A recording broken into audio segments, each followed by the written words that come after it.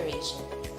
In support of this, we have convened the Philippine Forum for Accessible Quality Basic Education, or the Education Forum, which will leverage other partnerships for education quality and strengthen partnership with the Philippine Normal University as the country's National Center for Teacher Education. The department has also been developing a professional development program for teachers and school leaders in order to equip them with the skills, materials, and data that will allow them to help their students prepare for PISA 2022. This intervention consists of the following components: online training for teachers and school leaders, development of learning materials and practice tests for students, deepening the analysis of the PISA 2018 results, and supporting school-level action research. Now that the year is about to end, our commitment to Sulong Edukalidad will continue and will be far from being gone. With a lot at stake, considering our new knowledge and experience from this year's challenges, we are equipped to face a new future. As we head on to the future where we will face many challenges and uncertainties, the department will always be the guardian of every Filipino learner's right to education.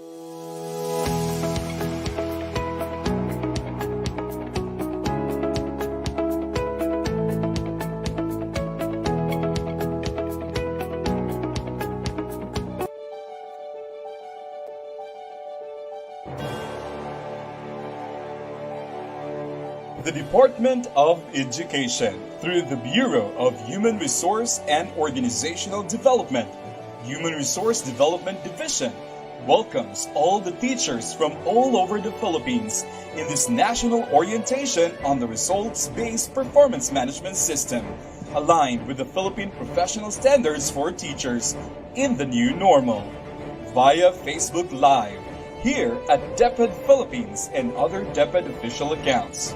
Let's welcome your host, Mr. Carlos B. Llamas III and Sir Angelo Uy.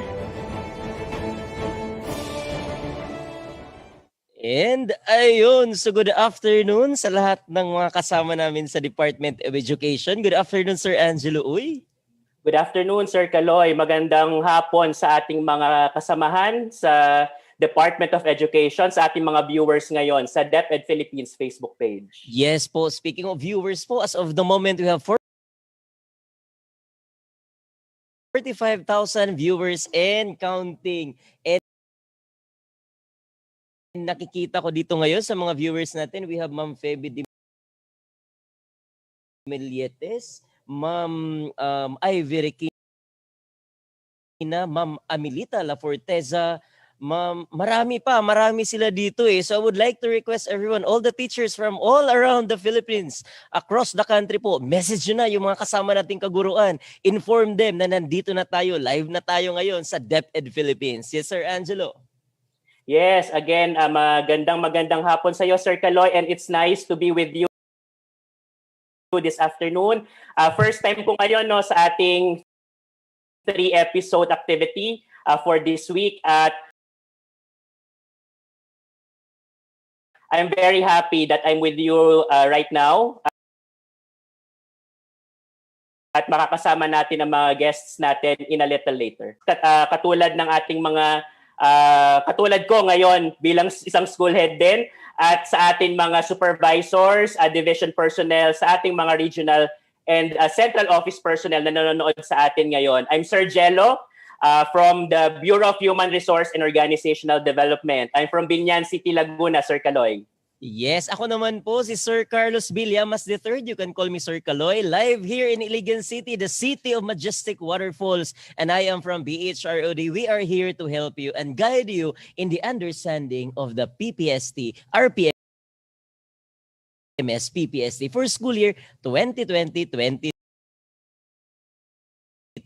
Sir Angelo, I'm so excited to know kung natawagin ulit ang ating mga guests for this afternoon. Di ba po? Yes, I'm very excited. At tatanungin natin sila mamaya kung nadagdagan na ba ang kanilang mga friends at ang kanilang mga subscribers after the first episode yesterday. At yan ay malalaman afternoon. Kamusta po kayo, Teacher Ad, Sir Lester? Buti naman, sir. Teka lang, hindi ko pa sila nag-greet. Yes. So, hello everyone. And welcome back to the DepEd Philippines Facebook page. I am Teacher Ads and I will be your guide in understanding the RPMS PPST. So, good afternoon po sa inyong lahat at shout out po sa lahat ng mga kasama nating mahuhusay at masisipag na guro all over the Philippines. Yes, Sir Lester naman po. Ako naman, no? Syempre, an amazing Tuesday to our dear, passionate DepEd educators sa buong kapuluan all over the Philippines. Ito po ulit si Teacher Lester. Together, let's shine and make others shine too. Ayun, excited po ngayong hapon. Ayun, iba po talaga yung mga guests natin. May patagline sila na kanila talaga. So ngayon naman sa mga audience po natin, I want you to comment down below po. Our team po wants you to our team wants to let you comment down below po kung saan po kayo nanggaling, and also if our audio is loud and clear from your end po, can you hit the heart button po of okay naman yung audio natin diyan. Sige nga. Ayun, so I'm seeing na the heart button flying na, ang dami oh. So as of the moment, there are 65,000 viewers na nandito na sa atin together with us right now this afternoon. Sir Angelo. Ayan. So again,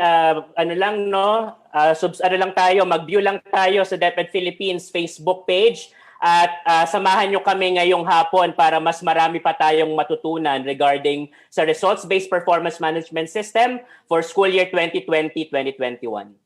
Yes, tama. So before we go further po, I would like to thank my ASDS and SDS Dr. Shambayo Uzman and Sir Roy Angelo Gaso for allowing me to be with DepEd Central Office right now to do this live for all our teachers across the Philippines. Sir Angelo, baka meron kang pasalamatan muna. Kaya nga, gusto ko nga din magpasalamat sa Division of Binyan City in the Laguna Province. Maraming salamat sa aming Assistant Schools Division Superintendent, Sir Edgardo Militante, at sa aming Schools Division Superintendent, Ma'am Edna Faura Agustin. Maraming salamat po for supporting me personally at supporting all our teachers in the division. Ayun, so balikan natin yung tanong mo kanina, Sir Angelo. If may nag-improve ba doon sa subscribers natin in the Teacher Ads at saka Sir Lester, kamusta naman po yung mga buhay natin bilang YouTuber at saka social media influencer after yesterday? Sir Lester? Sir Lester. Yeah, actually, ako expected ko na yung sagot ni Teacher Ads na mas lumobo talaga yung kanyang viewing, yung kanyang subscribers. Ako siguro more on getting a bigger set of friends, professional friends. Marami tayong, kahit kagabi po na nakakatuwa na marami tayong nakakwentuhan. In fact, I was able to reconnect to some friends na nakilala before. Even mga kamag-anak, my aunt is now a principal somewhere in Bulacan. Nag-reconnect tayo and I think sama-sama din tuloy-tuloy in terms of doing things dito sa DepEd. Yes, tama, Sir. Teacher Ads. Ay, nako. Sir Kaloy and Sir Jello and Sir Lestar. Nako, gusto ko po magpasalamat kasi tumaas yung bilang ng subscribers ni Teacher Ads. Overwhelming din po yung mga kind words na natatanggap natin na sinasend ng ating mga viewers kahapon kasi sinasabi talaga nila na nag-enjoy sila doon sa session 1. So hopefully, for today, mag-enjoy pa rin po sila. So thank you very much po. Ayun, so ngayong araw naman po, i-expect natin na yung followers naman ni Sir Angelo yung dadami. Kasi first day niya ngayon, So expected, mamaya-maya, marami nang magme-message niyan sa kanya. Marami nang mag-add ulit sa kanya. So ayun. Yeah. So right now po, we have 76,000 viewers po right at this time. So we are still waiting for others to come in to join us para sama-sama tayo dito sa Department of Education matuto at sama-samang magtagumpay sa school year 2020-2021. So while waiting, any message for our audience or any reminders or Sir Lester? Para sa akin, tuloy-tuloy lang. Let's stay tuned in. Hindi lang ngayon, hanggang bukas. At siguro, a personal tip, unti-unti, buksan na natin po yung mga tool, Unti-unti, tingnan na natin siguro yung SAT, yung RPMS tool, even the COT, para kahit papano ay naisasabay na rin natin sa ating talakayan ngayong hapon hanggang bukas. And of course, enjoy the rest of the episodes, dear teachers. Ayun. Teacher Ads naman. Yun lang din. Enjoy lang ang ating talakayan ngayon. Katulad ng ginawa natin kahapon. And we will try to make this very, very light para po hindi masyadong mabigat para sa ating mga teachers, co-teachers natin. Sir Angelo? Ayan. So with that, sa ating mga messages from our teacher guest, Teacher Ads, and Teacher Lestar, ngayon ay pupunta na tayo, Sir Kaloy, sa ating episode ngayong hapong ito. So bago tayo mag-proceed dun sa episode na yan, kailangan muna nating balikan kung ano nga ba yung ating mga natutunan from yesterday's episode. Yes, tama po. So let's do the recap of the things that we have learned and that has transpired yesterday. Ayun. So yesterday po, natutunan natin na merong 4 na phases, RPMS. Tapos, meron tayong sinasabing phase 1 na siya ang tinatawag natin na performance planning and commitment. Nakita po natin itong flow natin kahapon.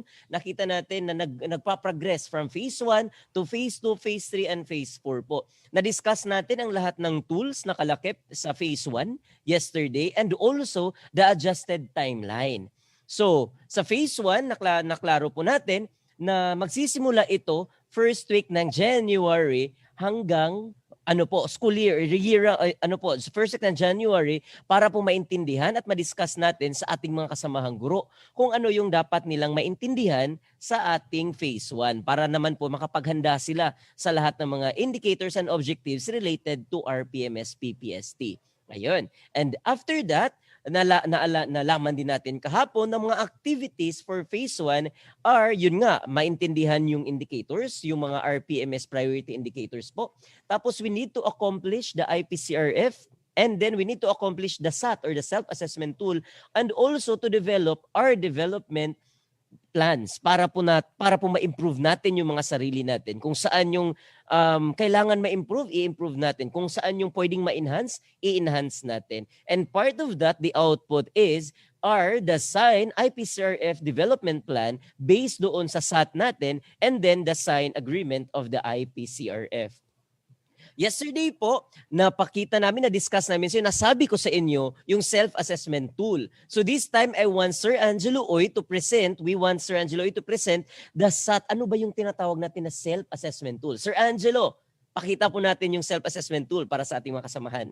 Ayan, Sir Kaloy, salamat. No? Kahapon sa ating first episode ay nabanggit na natin ang tungkol sa self-assessment tool at also doon sa ating electronic self-assessment tool. So ngayon, balikan lang natin kung ano yung mga napag-usapan natin kahapon, and then gamitin natin itong recap na ito ng ating mga natutunan kahapon para mag-move forward sa ating episode ngayong hapong ito. So ayan, so ang self-assessment tool natin for RPMS ay meron tayong dalawa. So we have the SAT RPMS for teacher 1 to 3. So those are the teachers using the proficient tool. At also ang ating SAT RPMS for master teacher 1 to 4. So our highly proficient teachers. Okay? So yun yung ating pen and paper SAT. So pero meron din tayo na electronic self-assessment tool. At yan lang naman ay electronic version ng ating self-assessment tool for RPMS. So makikita dun sa we have been posting the link of all our materials since yesterday, at makikita nila ang pen and paper SAT natin in that link, and also the ESAT, the electronic self-assessment tool. So again, this is just an electronic version of the pen and paper self-assessment tool for RPMS. And also this tool, the electronic self-assessment tool, supports schools in analyzing school-wide SAT data of teachers to help plan for teachers' professional development. So sabi mo nga kahapon, Sir Kaloy, in-accomplish natin itong self-assessment tool ay magkakaroon tayo ng idea on how the teachers assess themselves on the on their level of capability and on their level of priority for development vis-a-vis the RPMS objective. So yan ay gagawin natin for the phase 1. At yan ay importante para sa ating school heads, sa ating mga division personnel, para mas malaman pa kung ano pa yung mga kailangan na gawing plano para mag-improve or mag-develop ang ating mga teachers professionally. Ayan. So the parts of the ESAT, nabanggit na rin natin ito kahapon, but let us run through the parts. So meron tayong introduction dyan sa ESAT.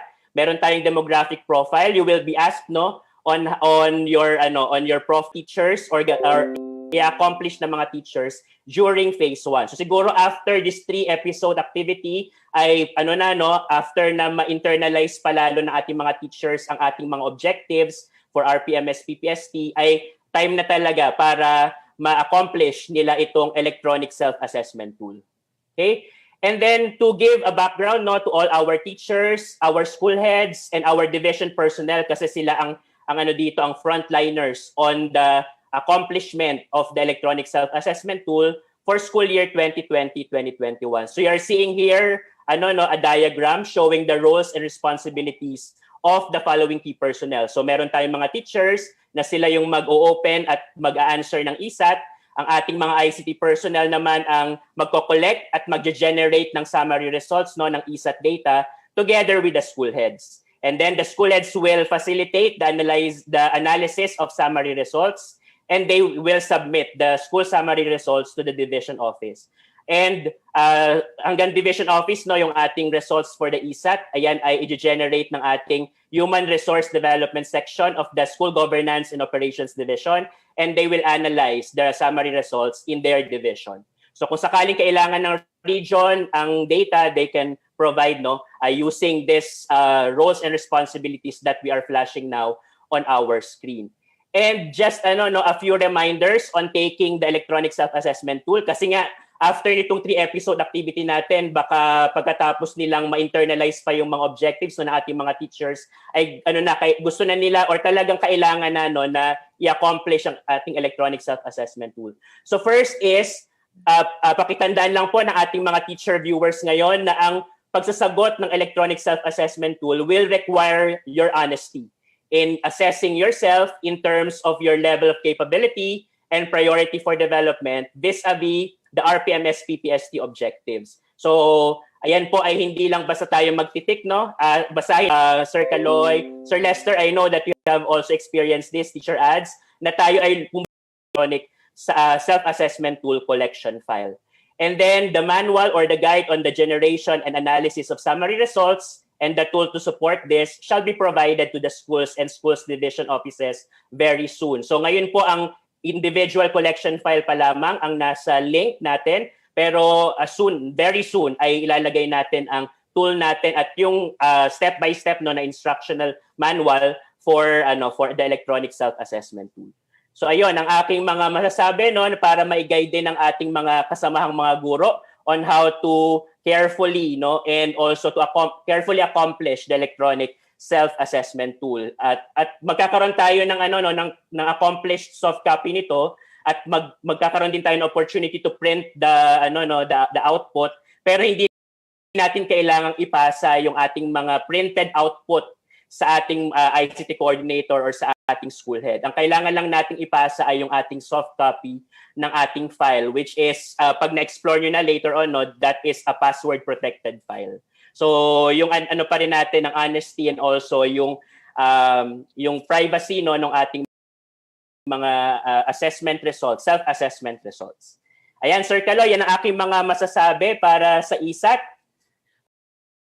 Ayun, so thank you for that, Sir Angelo, no? So tama po yung sinabi ni Sir Angelo that we need to accomplish that self-assessment tool honestly kasi nga po yun din po yung trigger or yun din po yung message natin doon sa school head natin, doon sa HRTD natin na ito yung training na gusto ko. Ito yung training na kailangan ko para ako'y maging better na teacher, a better version of myself. So ayun.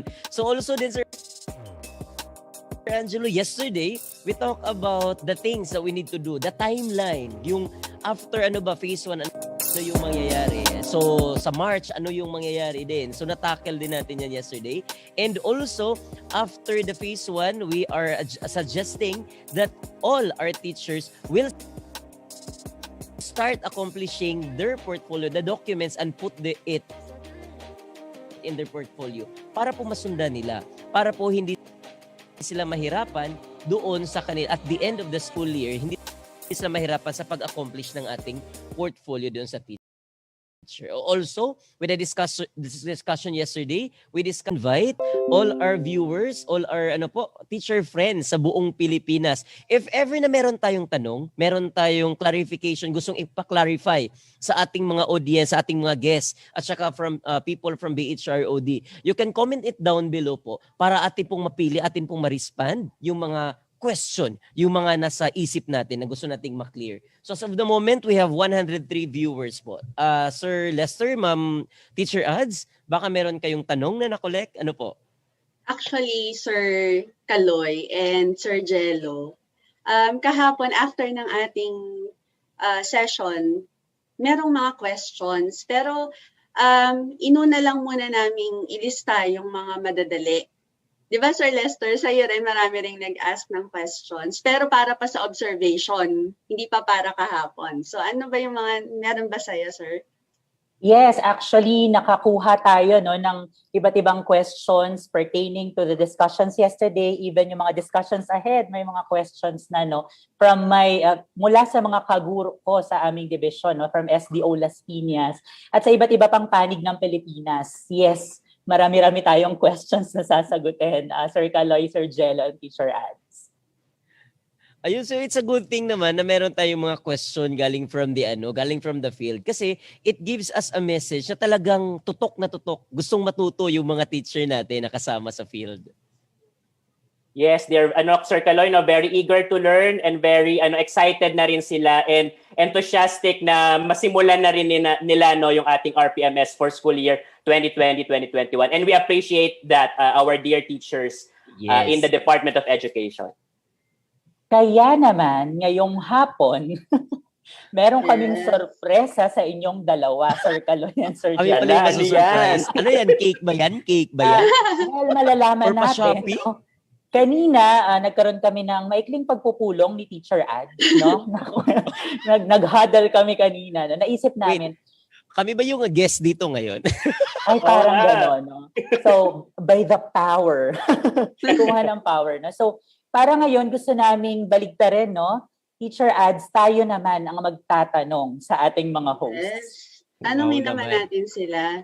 Kasi lagi na silang tanong ng tanong sa atin.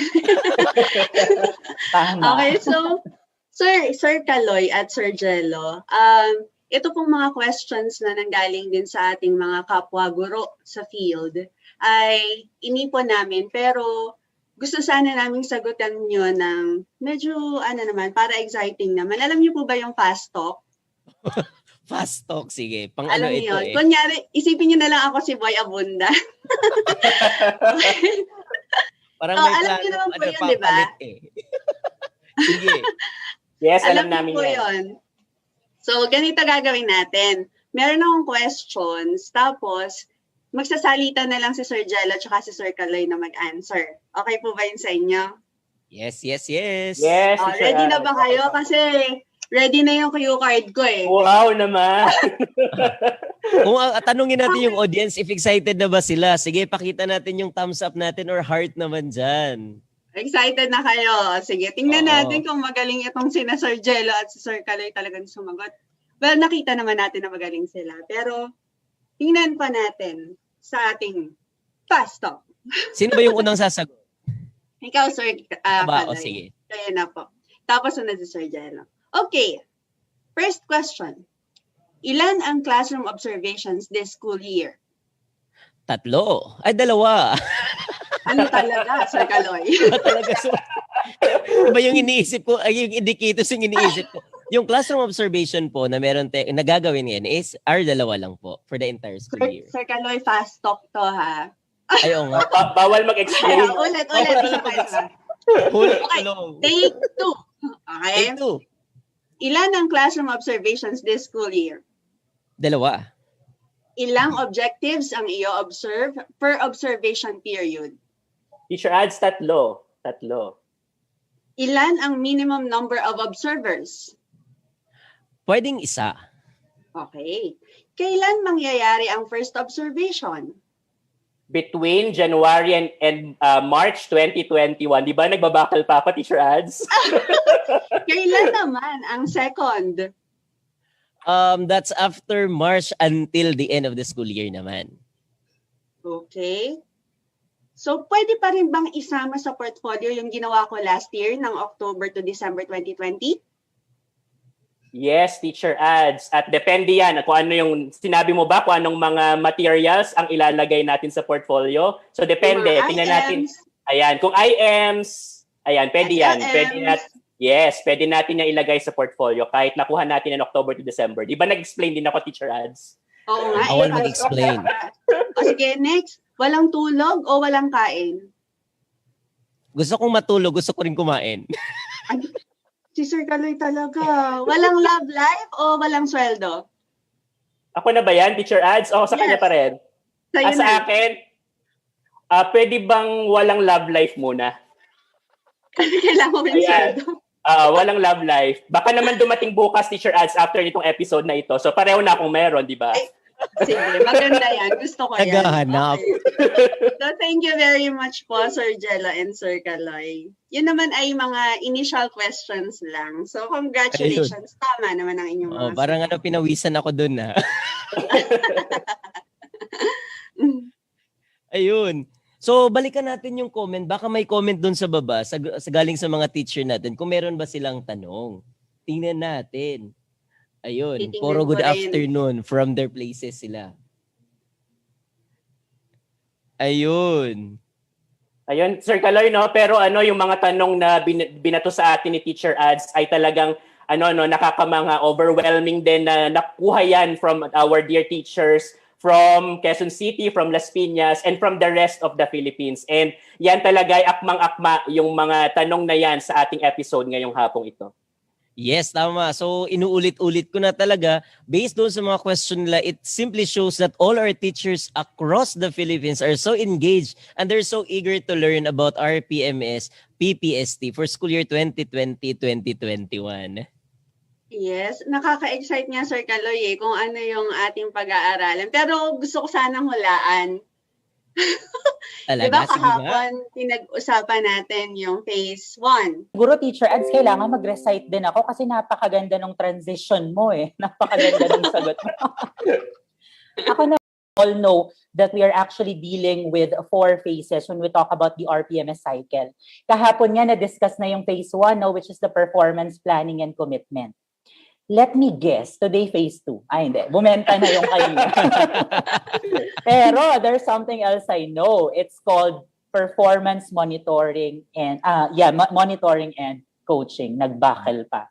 Yes, tama po kayo. Yes, tama po kayo, Sir Lester. Ito pong phase 2 po ay talagang ang performance monitoring and coaching. Ito po ay nagsisimula right after ng phase 1. Okay, so seryoso na ako. Sir Kaloy, ito yung phase kung saan magsisimula ito after nating magplano sa phase 1. Kasi 'di ba performance planning and commitment.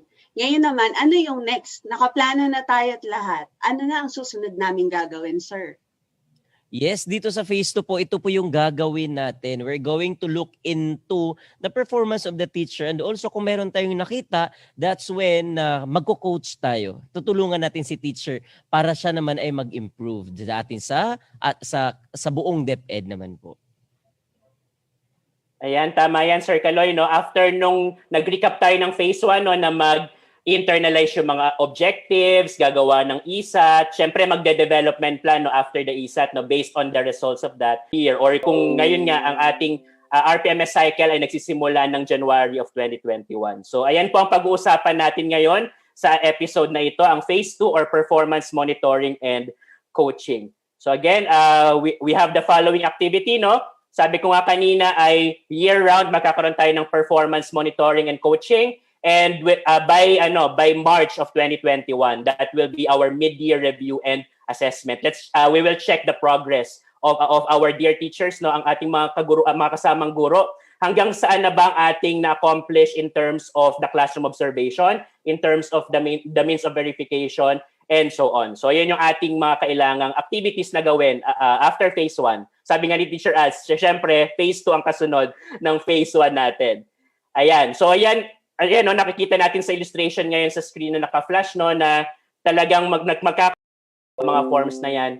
And that will help us facilitate better yung ating phase 2 of the RPMS cycle. So we have the RPMS tools. Maya-maya ay makikita natin yan.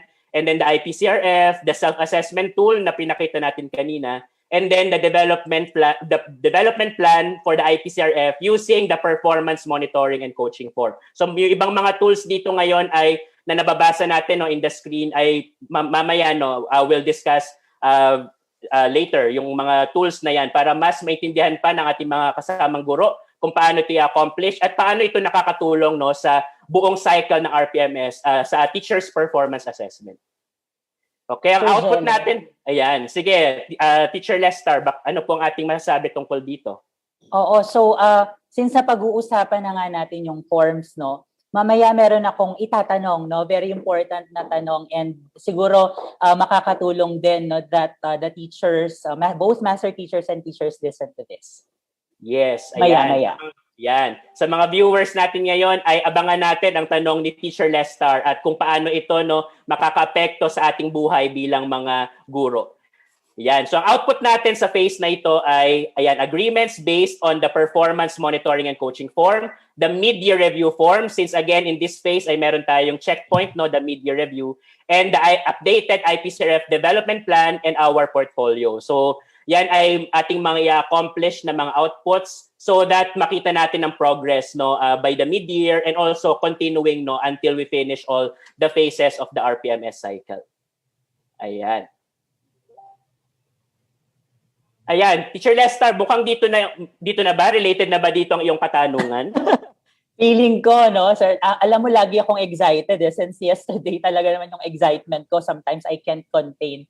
Since sa pag-uusapan na nga natin yung forms, no, and mga tools na ginagamit, I think mahalaga, no, na I'm sure ginagawa na rin naman to ng aking mga kapwa master teachers. Kami kasi bilang mga rater at observers, no, at the same time, along the way, may mga nakikita kaming performances, no, mga incidents or actions ng ating mga teachers, no, ng aming mga mentees. For example, pwedeng ginawa sa loob ng classroom, pwedeng in doing other related jobs or activities, no.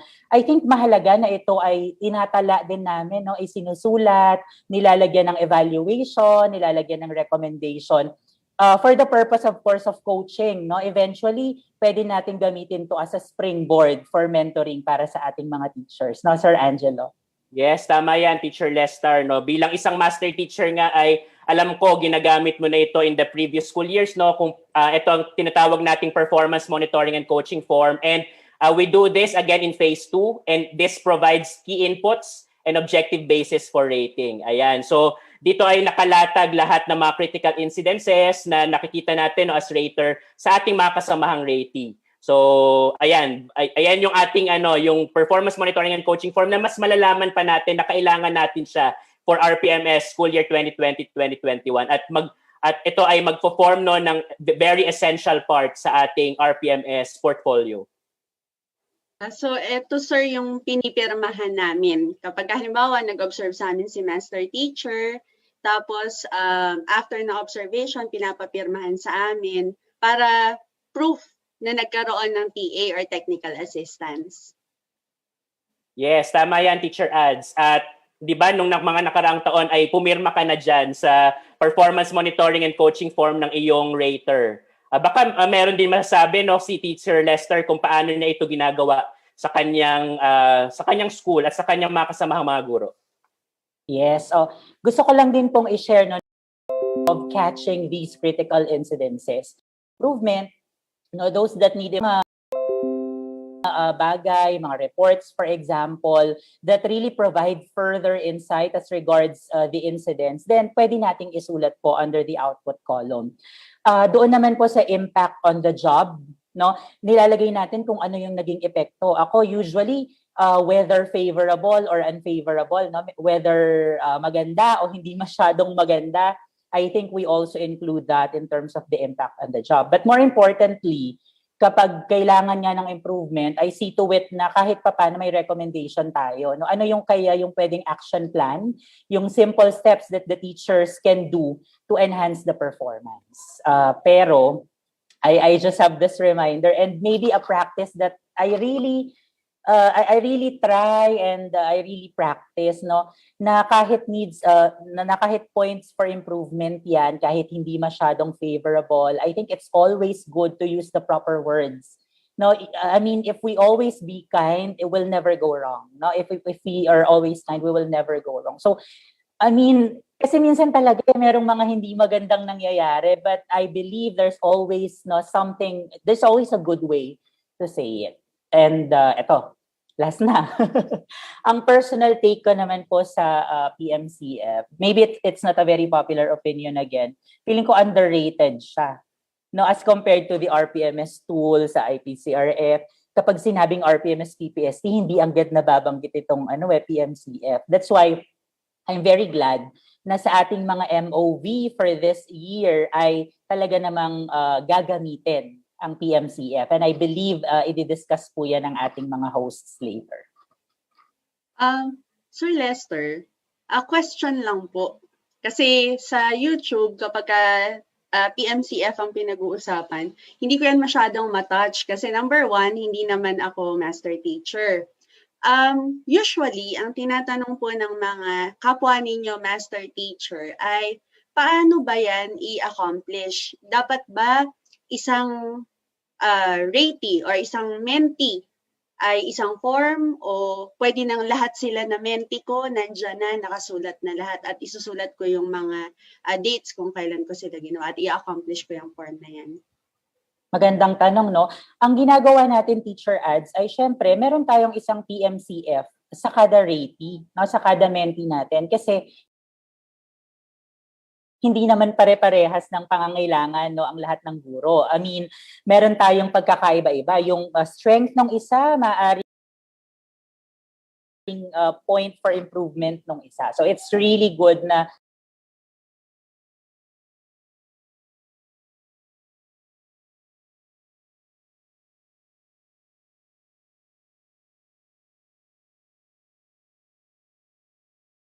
specific, no? The PMCF is specific really to a particular teacher or meron man na mga weaknesses na makita si master teacher na nakasulat doon, syempre nakakahiya naman na maipakita yun sa ibang mga kapwa ko na mentee din ni ma'am, no? Or ni sir. So thank you very much po, sir, sa insight ninyo dyan. At napansin ko din, Sir Jello, maganda rin yung sample natin kasi minsan pag sinabi kasing critical incidents description, pag sinabing critical, parang negative yung dating. Kaya nakakatuwa na binanggit ni Sir Lester na walang masamang maging mabait ka sa pagsusulat diyan sa PMCF na 'yan. Maganda na nakikita po dito na positive at negative ang magkasama. Minsan akala negative lang pero parang hindi naman po Sir Jello. Yes, tama yun, Teacher Ads. At maliwanag nga no, na-explain ni Teacher Lester kung paano niya ito ginagawa no, sa kanyang school with his teachers, yung mga kasamahan niyang mga mentees din no, in his school. At maliwanag po no, na-explain ni Sir Lester na ito ay listahan or talaan ng mga critical incidences. May it be the positive no, or the not so positive for per teacher ang pagpe-prepare natin ng performance monitoring and coaching form at hindi lamang ito mga critical incidences in the classroom observation. So pwede din itong mga talaan din ng mga critical incidences outside of the classroom observation and also part of our RPMS for school year 2020-2021. At yan ay isang tool no na ginagamit natin dapat nung school year 2018-2019 na nagsimula tayo ng RPMS PPST at yan ay gagamitin natin all throughout. So kaya maganda din ang episode na ito no Sir Lester, as you mentioned, na naipakita natin ang PMCF sa ating mga viewers ngayong hapong ito.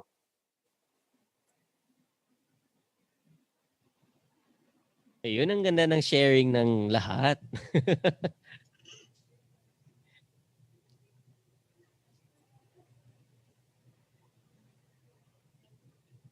Ayan. So, medyo nagano tayo, no? Medyo nagano tayo ng kaunti in the performance monitoring and coaching form, and I hope that all our viewers have appreciated yung ating pagdidiscuss niyan. Hindi lamang para sa ating mga teachers na gumagamit ng highly proficient tool, kundi din sa ating mga teachers na gumagamit ng proficient tool kasi yan po ay talaan niya ng mga critical incidences na kayo po ay pipirma din dyan. Teacher Ads, no? Tama, katulad na sinabi mo kanina.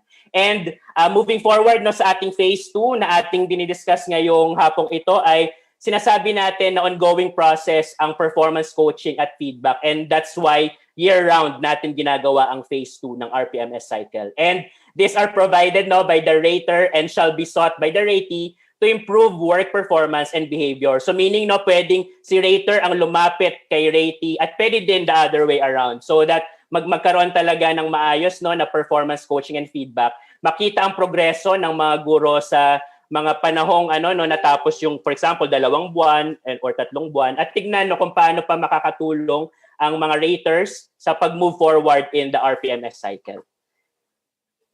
Ayan. And to wrap up yung ating performance cycle timeline no for phase 2 ay tuloy-tuloy pa rin ang ating pagpo-provide no or pagpe-prepare ng portfolio, pag-organize ng portfolio. Kasama diyan ang mga classroom observation rating sheets natin na mamaya-maya ay pag-uusapan natin kung kailan ba ito dapat gamitin at kung paano ito ipo-provide no, or ipe-prepare, i-organize sa isang portfolio.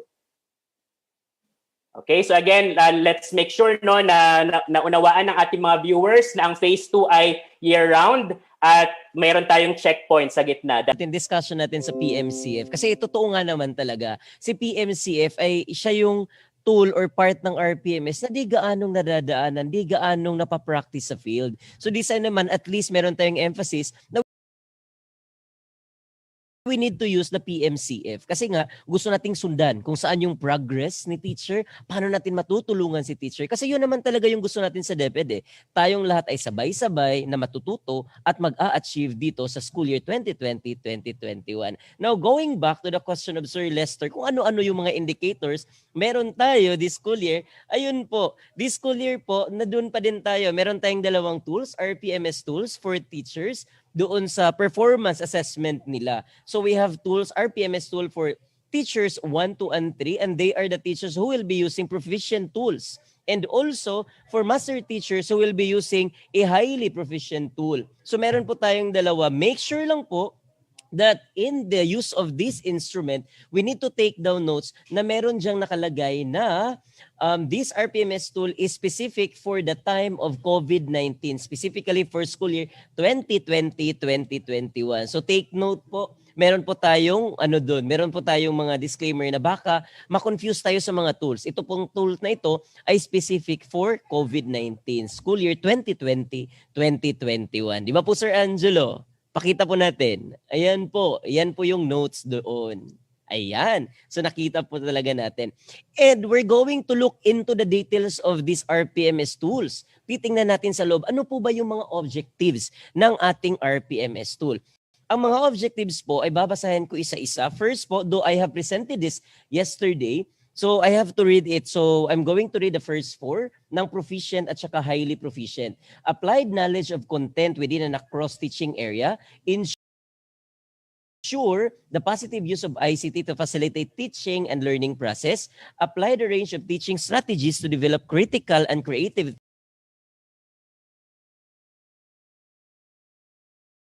thinking as well as higher order thinking skills, and establish a learning-centered culture by using teaching strategies that would respond to the linguistic, cultural, socio-economic, and religious backgrounds of our learners. Sa mga highly proficient naman or sa master teachers 1 to 4, ang kanilang mga objectives ay modeled, effective, participative application of content knowledge within and across curriculum teaching areas, promoted effective strategies in the positive use to facilitate teaching and learning process. Ang pangatlo naman po, developed and applied effective teaching strategies to promote a critical and creative thinking as well as higher order thinking skills. At ang pang-apat, exhibited the learning-centered culture that promotes success by using effective teaching strategies that respond to linguistic, cultural, socio-economic, and religious background. I want you to notice po na itong dalawa dito sa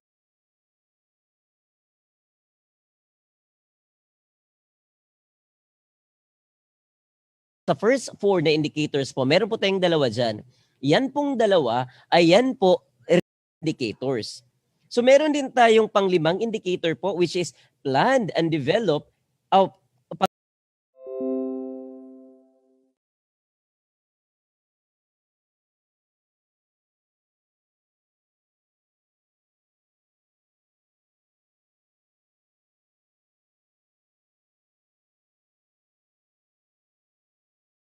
Pang-6,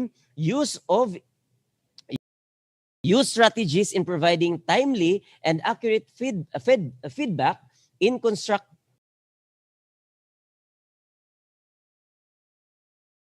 including ICT in addressing learning goals. For the highly proficient naman na mga teachers na gumagamit ng highly proficient tools, ang kanilang objectives naman in disaster, child abuse, and child labor practices.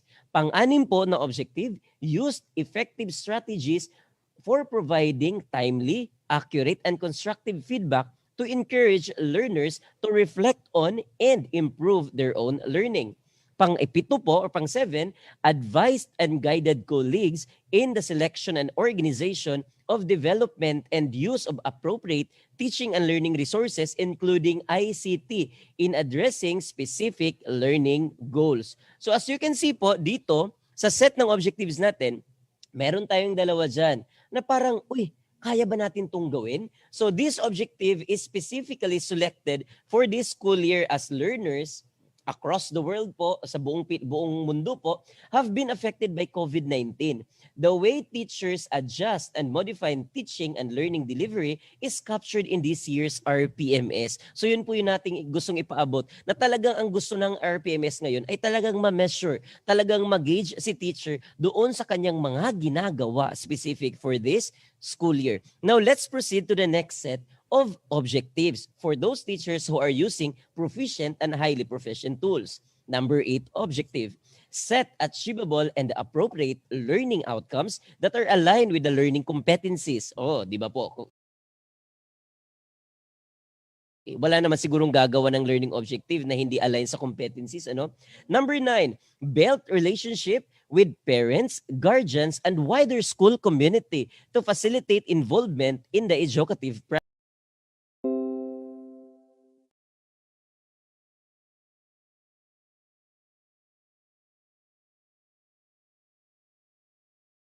Teachers 1 to 4 po, ito naman yung last set ng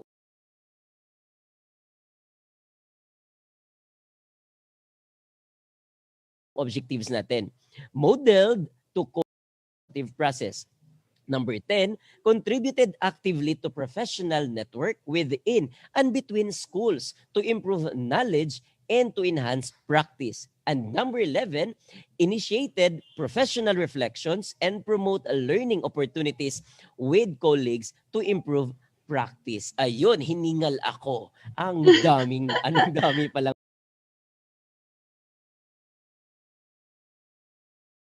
objective. Di ba po? Sir Lester, based on sa presentation natin or teach nung mga objectives for the proficient and the highly proficient ngayong school year na ito.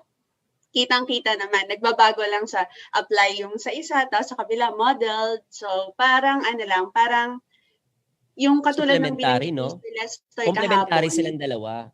Yes, parang binanggit ni Sir Lester kahapon na talagang matututukan din nila yung kanilang mentee this year kasi nga parehas lang ng ginagawa. Mas mataas lang ng level yung sa highly proficient teachers because they are mentors. So, Tama. ngayon, dahil independent ka na nga at nabasa mo na lahat ng mga objectives natin, tatanong ko naman kung ano naman yung mga main MOV at supporting MOV natin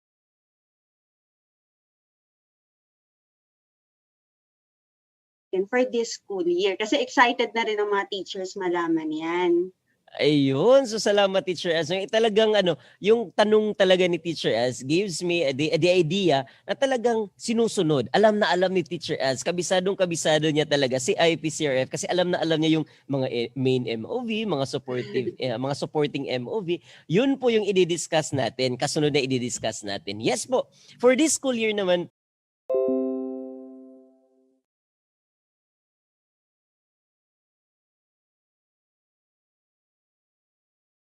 supporting MOV naman refers to the list of MOV rate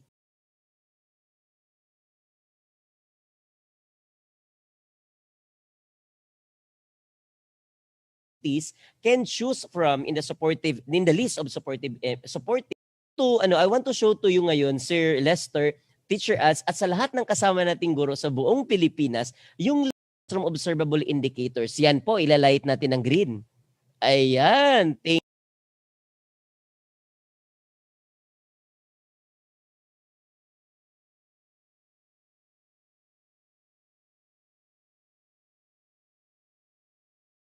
Thank you, Sir Angelo, no? May pag-green na.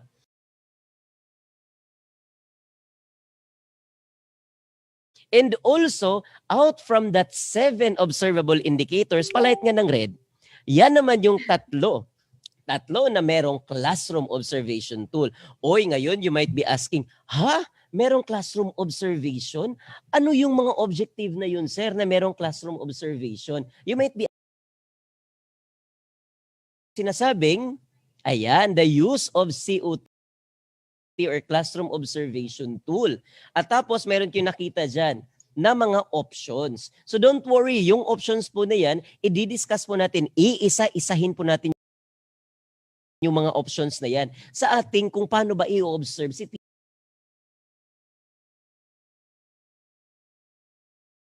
teacher in this time of pandemic, specifically for school year 2020-2021.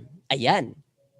And also, part of this, para hindi naman mahirapan si rater ng pagre-rate, meron po tayong ipro-provide na rubric kung paano natin i-rate, kung 3, 4, 5, 6, or 7 pa din. Ito po ay nasa observation tool natin or classroom observation tool natin.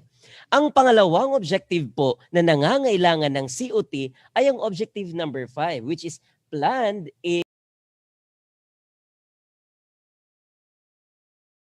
and delivered teaching strategies. Yan po, yung nasa ngailangan ng COT ay ang objective number 7. Ayan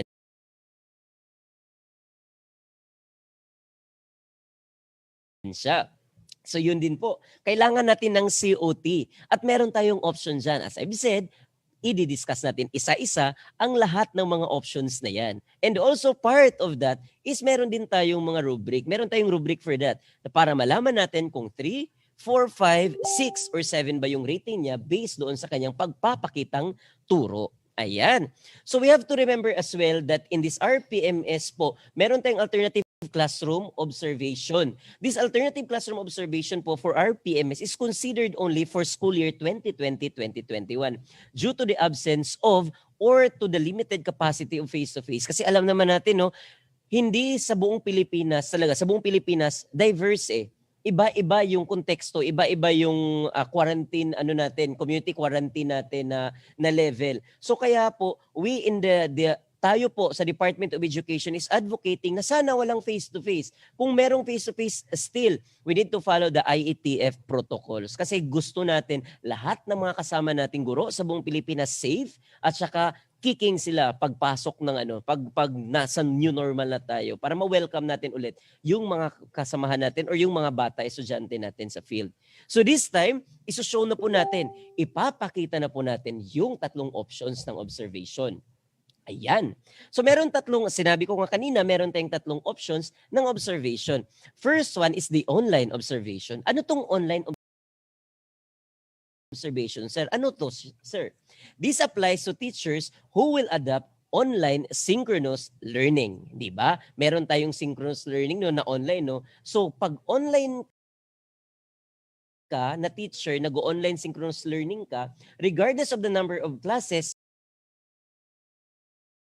and learners, you are going to have an online observation. Kasi online teacher ka. Sir, ang tanong naman ng guro ngayon, sir, hindi ako online teacher, sir. Pero meron naman akong video, sir, na nire-release para sa aking mga bata for those learners na walang internet. So meron akong asynchronous, sir. So paano ako i-observe? So ito, nandito ka sa option number 2.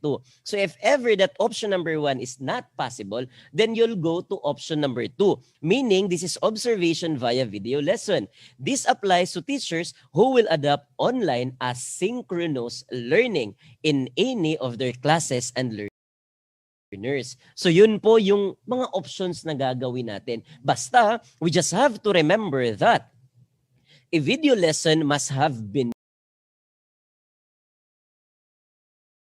used in lesson delivery as part of the supplementary materials or as one of the learning materials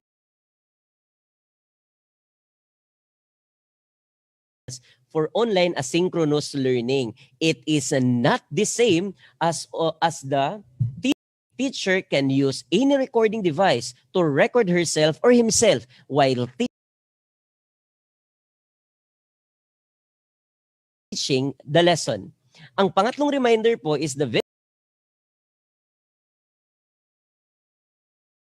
lesson can be stored in cloud. O ayun, di ba? Kung teke-teke ka masyado, you can store that in cloud or in any storage device or upload it online.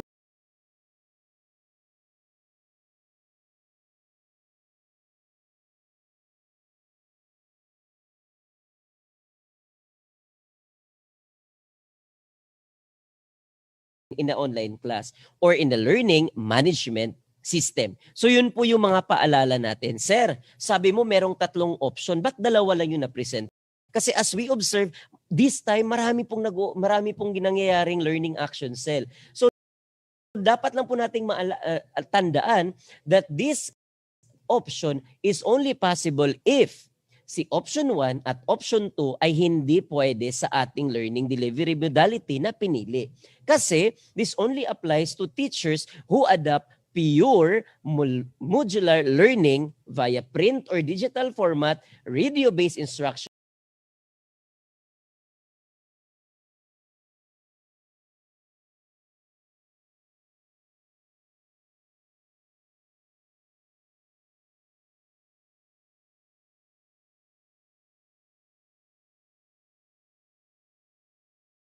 and TV-based instruction. So alalahanin po natin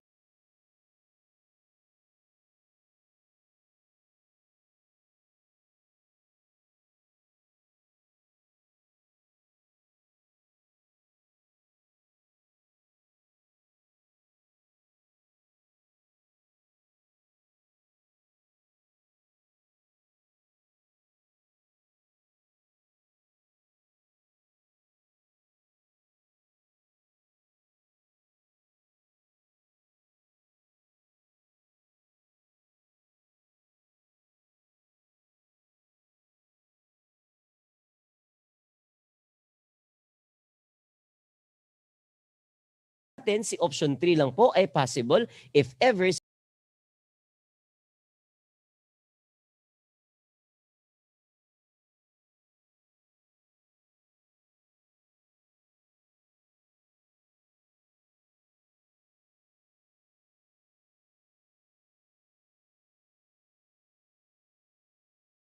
rating sheet or inter-observer agreement form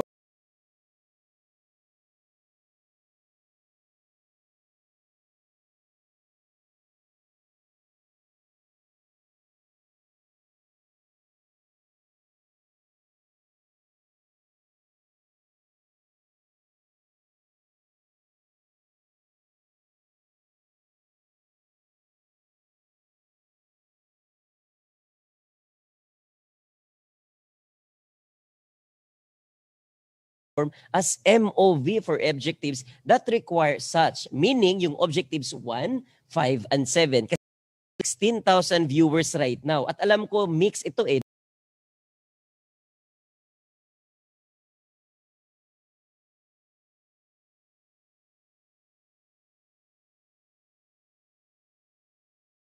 Diverse ito ngayon eh. Meron tayong viewers sa mga supervisor, mga PSDS, mga APS. Nilang gamitin ang COT-RPMS. However, yung observation nila, yung rating nila is only A, page 18. Only the master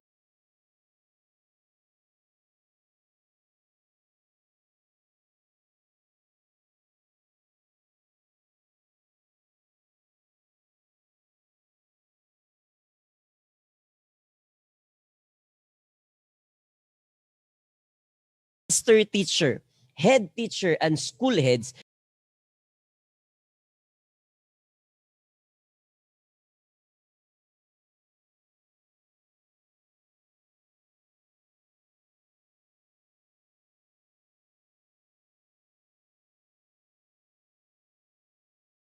can rate the teacher. Ayun, so klarong-klaro, no? Hindi po siya gawa-gawa. Meron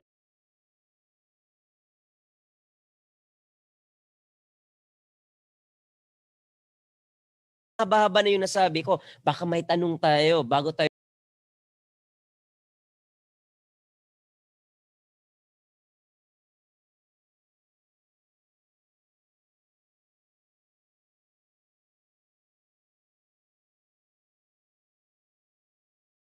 mag-proceed. May tanong po ba tayong nakikita sa Facebook natin na live? Baka may comment dyan.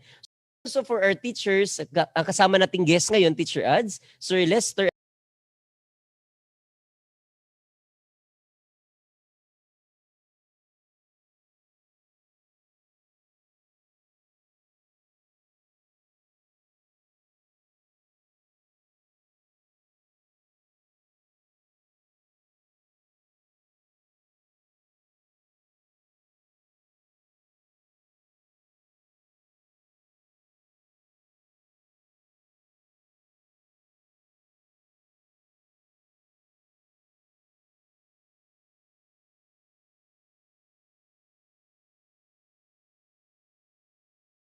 Yes, Sir Ed.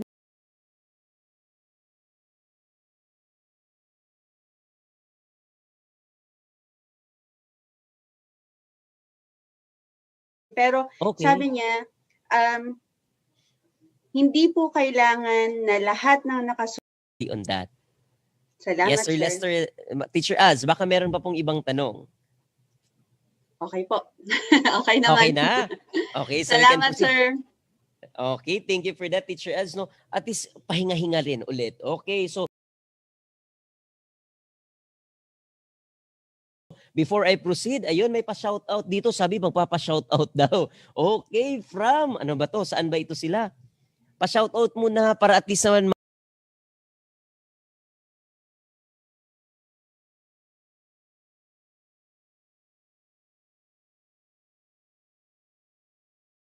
maka-break naman po ng ano. So, shoutout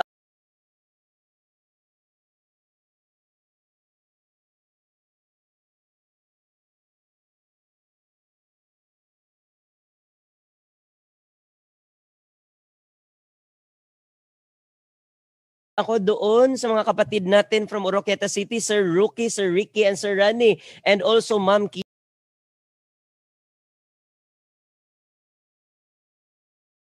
I am a teacher using proficient tool or highly proficient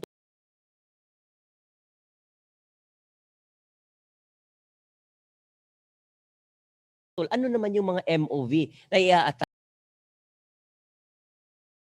form na pwedeng magpumili tayo sa mga option. Option 1, option 2, and option 3. Again po, ang options natin ay depende po sa modality na pinili natin sa classroom. Meaning, if option 1 is not available, then go to option 2. If options 1 and 2 is not possible, then you can pick option 3. So ayun po. For highly proficient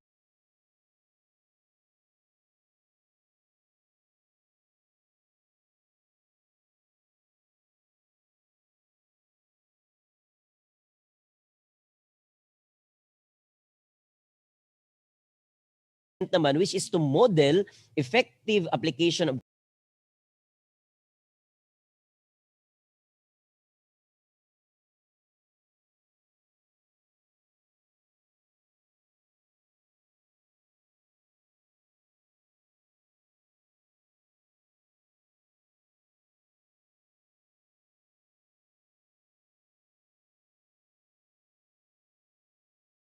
content knowledge within and across teaching.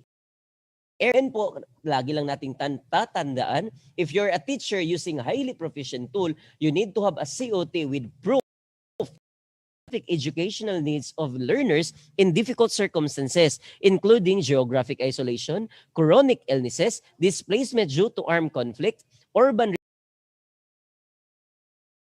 resettlement and disaster, child abuse, and child labor practices. Ano po yung MOV natin? Ganun din po, COT din po. At para sa teachers following highly proficient tool naman, yun po din yung kailangan natin, COT with proof of attendance of our colleagues. So doon, nandun pa rin tayo sa tatlong option. Ang next objective naman natin, nangangailangan ng COT ay ang objective number 7. Itong objective number 7 for profession teacher po, or for teachers using profession tools, ang sabi po ang objective po ninyo ay selected, developed, organized, and use appropriate teaching and learning resources including ICT to address learning goals. As you can see, itong objective po na ito ay hindi bago. Nagamit na po natin ito last year. Kaya parang kabisado na si teacher dito. What we're just thinking po is paano natin ito i-blend sa new normal. So ayan, for highly proficient, same din po. Advise and guided colleagues in the selection, organization, development, and use of appropriate teaching and learning resources, including ICT, to address specific learning. So ayan. So dito naman magpo-proceed tayo doon sa mga classroom observable indicators na hindi nangangailangan ng COT. Kasi di ba po, sabi kanina, meron tayong 7 out of 11 priority indicators meron tayong 7 indicators, meaning 7 objectives na classroom observable. Pero hindi nangangailangan yung out of that 7 po, 4 po sa kanila ay hindi nangangailangan ng COT. Ano po yung kailangan, sir, kung hindi COT? Ito po.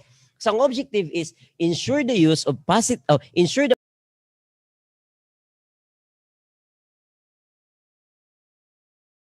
positive use of ICT to facilitate the teaching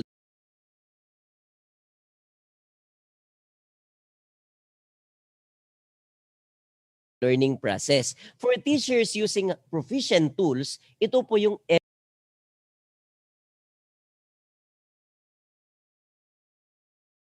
which is meron tayo lesson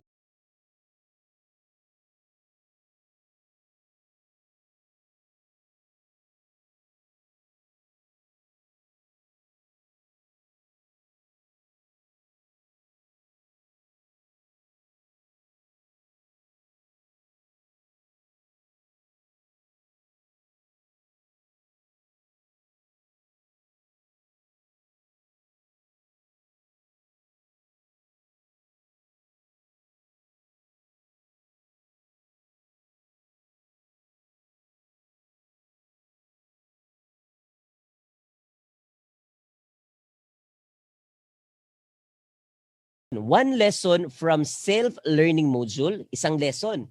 Tapos isa pa, pwede po nating i-attach yan. Another one is video lesson, audio lesson, and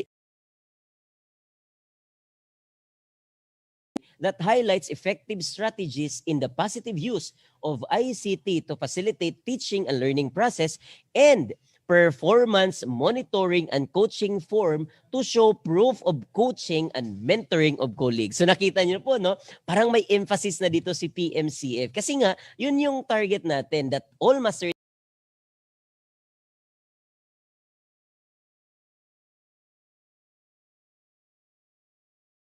teachers will help other teachers in school para sa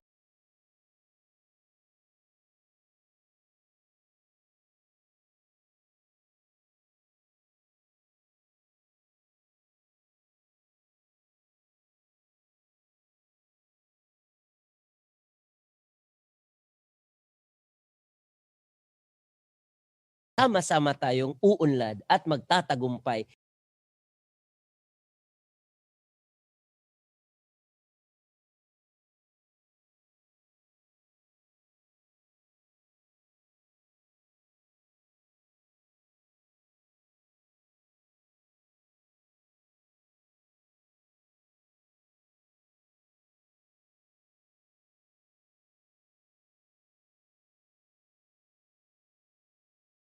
in specifically for school year 2020-2021. So ang tanong, sir, ano po ba yung mga supplementary materials na yan? Ito po siya. First, activity sheet.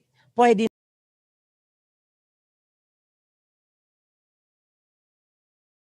in the lesson delivery that highlights teaching strategies to develop critical, creative thinking, and other higher order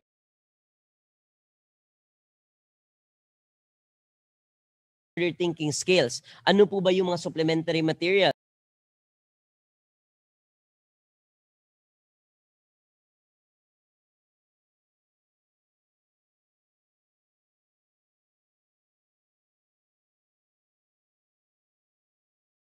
Pwedeng activity sheet, pwedeng one lesson from the self-learning module, pwedeng lesson plan, pwede ring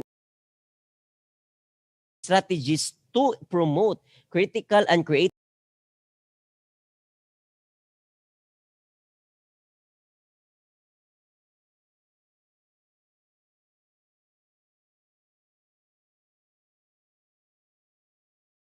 thinking as well as higher order thinking skills. Ano po ba yung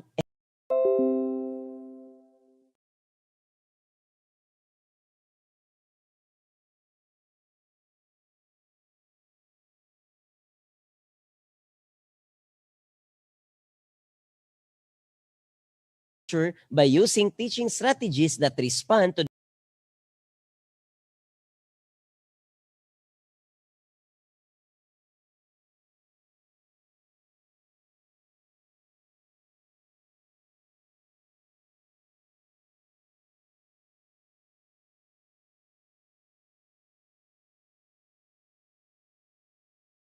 their linguistics, cultural, socio-economic, and religious backgrounds. So sir, ano po yung MOV natin for teachers na na-show natin, na-showcase natin si objective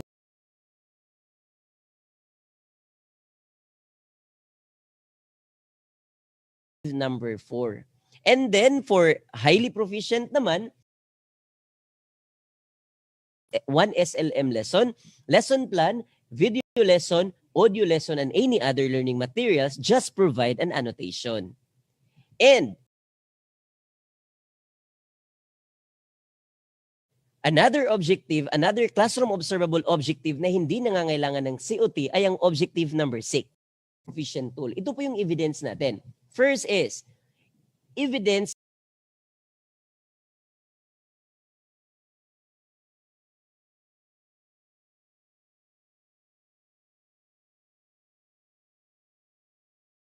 that highlight providing accurate and constructive feedback to improve learner performance, and that shows timely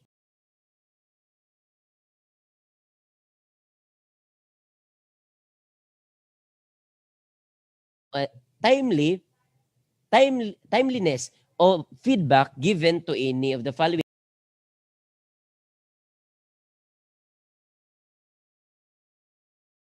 Nagpapakita po ng feedback po si teacher based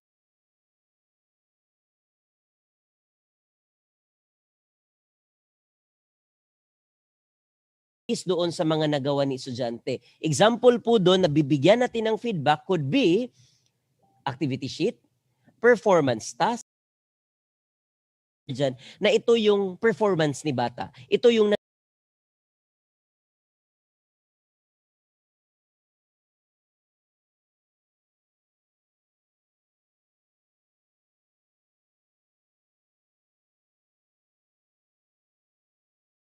nangyayari based doon sa mga nasubmit niya sa amin ng output. So we really need to inform them as to the status of their performance. And if you're a teacher, ito, ano po yung isasubmit namin na MOV if I am a master teacher? So ito po, evidence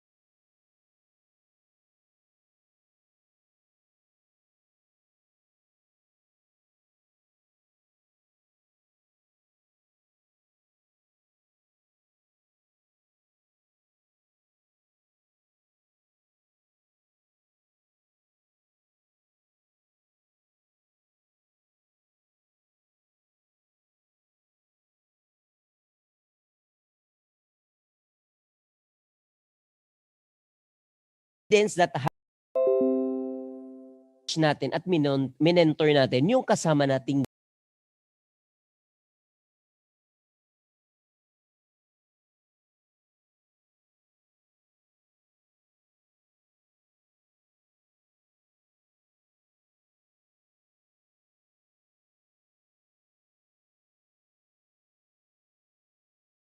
objective number 8 na classroom observable pa rin na pero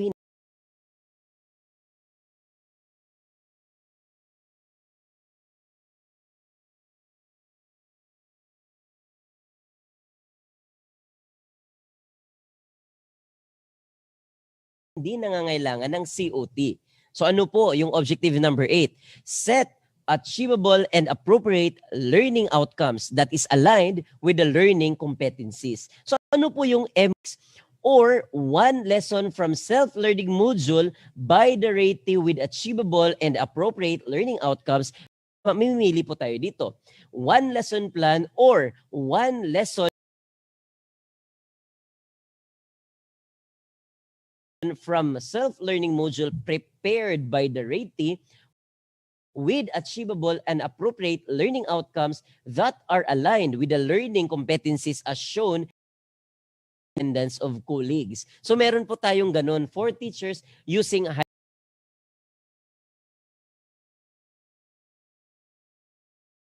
highly proficient tool. Another objective naman, ito namang objective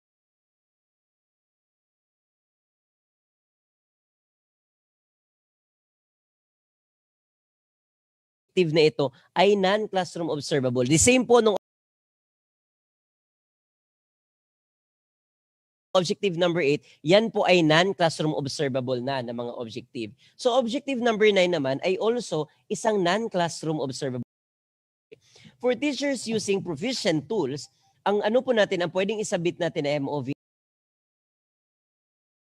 ay proof of participation in any activity for improved access to education such as but not limited to the following activities.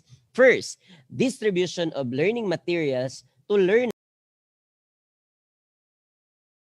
and parents, di ba? Parang hindi siya bago, no? Ginagawa talaga natin ito. Example dyan, receipt forms, monitoring form during the distribution of learning materials, and etc. Second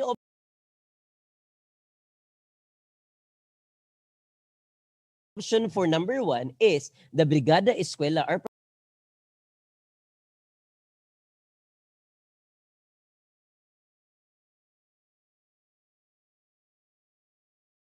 participation to Brigada Eskwela. Example po doon ay yung mga commitment form to stakeholders, develop dapat mag-home visit ka talaga kasi depende po yun sa community quarantine status natin kasi baka hindi po pwede mag face to face, di ba po? Pero alam naman natin ng mga guro sa Pilipinas, meron tayong mga strategy diyan. So if ever na possible say home visitation, if ever po na ginawa natin ito, pwede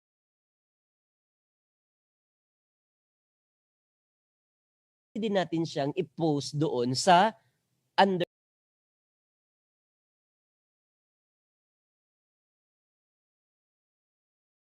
number 1 po as proof na meron tayong participation doon.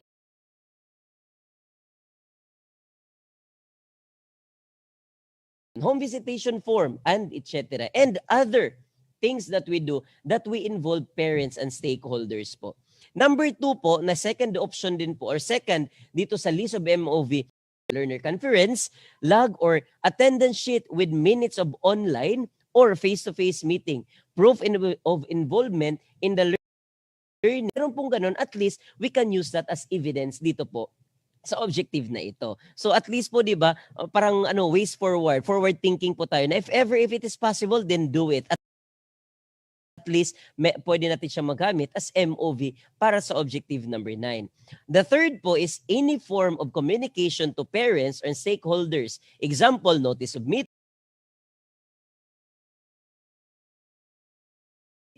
screenshot of chats and chat or text messages or communication with parents, guardians, and other through digital or print, just digital or print copy of learners enrollment survey form signed by the ICT coordinator and focal person or the school head. So alam po natin na yung communication po natin ngayon, meron po nag-GC, meron tayong group chat, meron po through text. So yun po, pwede nating screenshot yun at pwede nating gawing evidence for objective number 9 as long as there is an engagement that we promote involvement of parents, stakeholders, and at wider school community to participate in the educative process of our learners.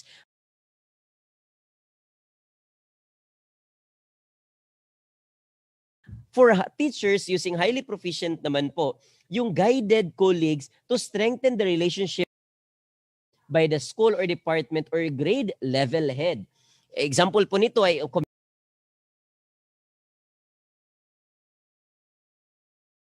communication with the barangay to use the government vehicle to transport module. So if ever na meron kayong ganyan po na ginagawa as Mr. Teacher, pwede mo nang magamit yan as MOV. Pwede naman po si approve action plan or project proposal, activity proposal, which involve stakeholders.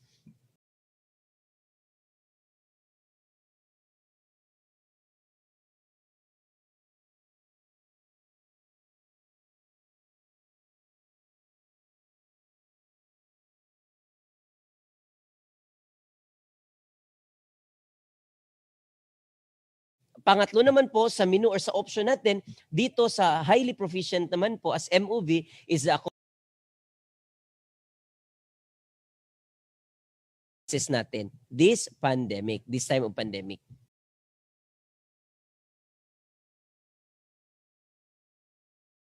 Ayan. Nandun naman, punta naman tayo sa objective number 10. Itong objective number 10 naman po, ako'y medyo hiningal na. Itong objective number 10 naman po ay isang non-classroom observable indicator. Ito po for proficient others. So ano po yung MOV? For teachers using proficient tool.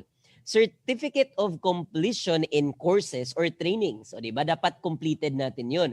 Certificate of participation in webinars, retooling, upskilling, and other training seminars write-up with proof of implementation. Talagang i-implement natin yung nalaman natin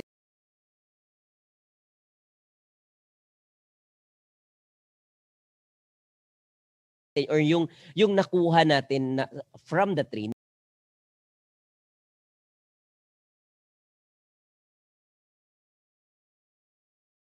Next po is certificate of recognition as speaker in the webinar po natin. So yun po, no? So basically parang lahat ng teacher hindi mahirapan sa indicator na ito. Kasi sa LDM pa lang, we're doing already this, di ba? At meron na tayong mga completion if ever. And also, any other activities that we do, just write an annotation para po makita natin kung paano natin in-exhibit si objective number 10.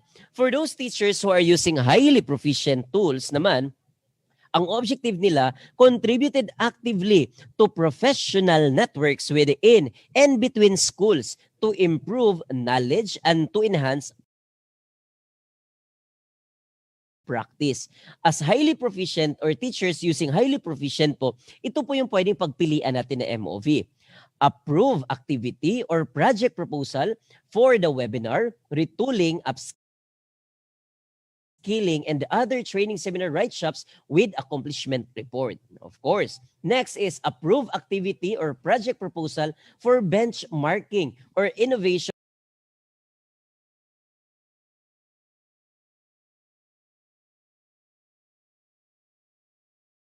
contributor. Another one is certificate of completion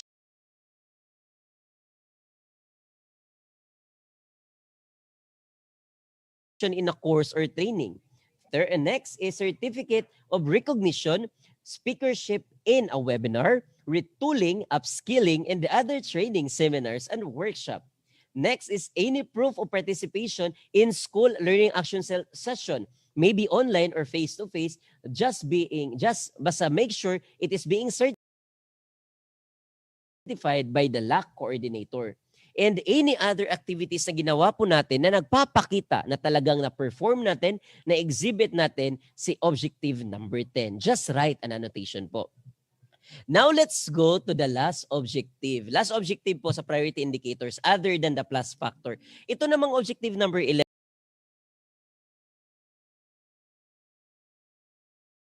ay non-classroom observable objective pa din.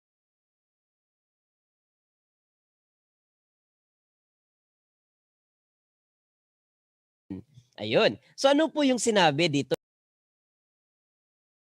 Highly proficient tool. Ang main MOV po natin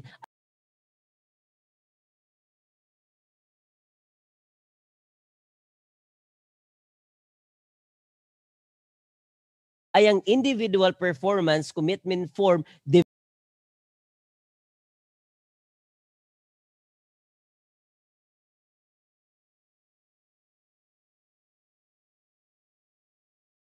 development plan, meaning ang DP, ang IDP po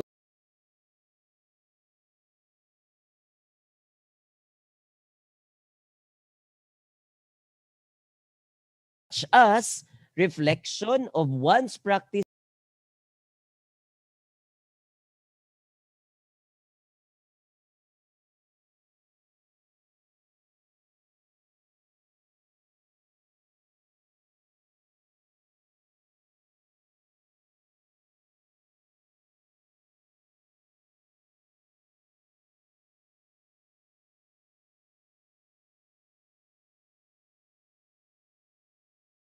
practice using lock sessions with proof of attendance. Ayun.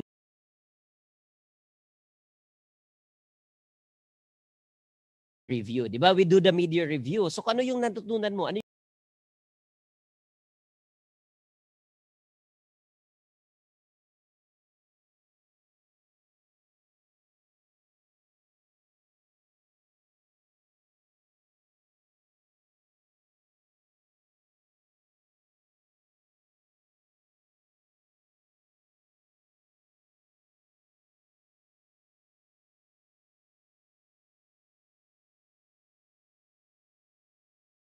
yung reflection mo that help you develop?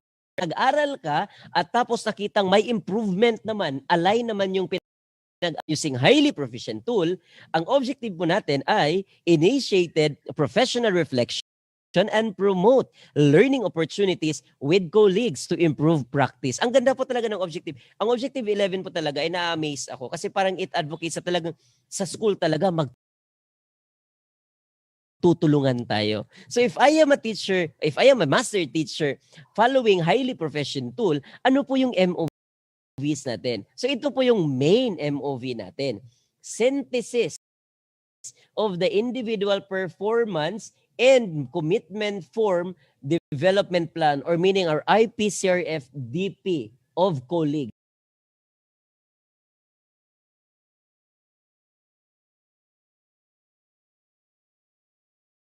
Meaning, synthesize po natin. And this shall be supported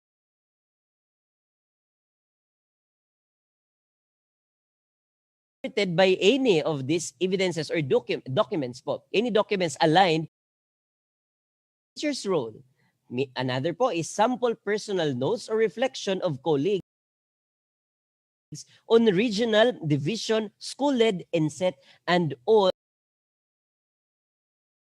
or other training supervised and conducted by teacher. Next is summary of evaluation, quality assurance report of the conducted regional, division, school-led, inset, and or other trainings, and any other documents na nagpapakita na talagang na-exhibit natin si objective number 11. Just show or just write an annotation. And last but not the least, yung plus factor. Sir, may plus factor? Yes, may plus factor pa rin. Kasi we want to put credit doon sa ginagawa ni teacher outside her duty. Yung mga ginagawa ni teacher that is parang way beyond na sa expectation natin being teachers. So, in the Department of Education po, we are promoting teachers who do extra miles, di ba? Kaya meron tayong plus factor. So, the same lang, si proficient and highly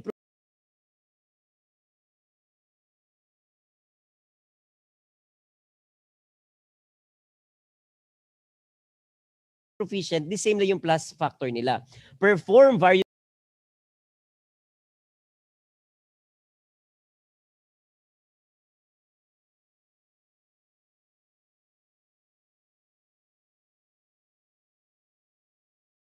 related activities or work that contribute to the teaching learning process. So ano po yung pwedeng validator? Participation in the RO or SDO or school-initiated TV or radio-based instruction. Next ay book or journal of authorship or being a contributor of that book. Next is coordinatorship or chairman.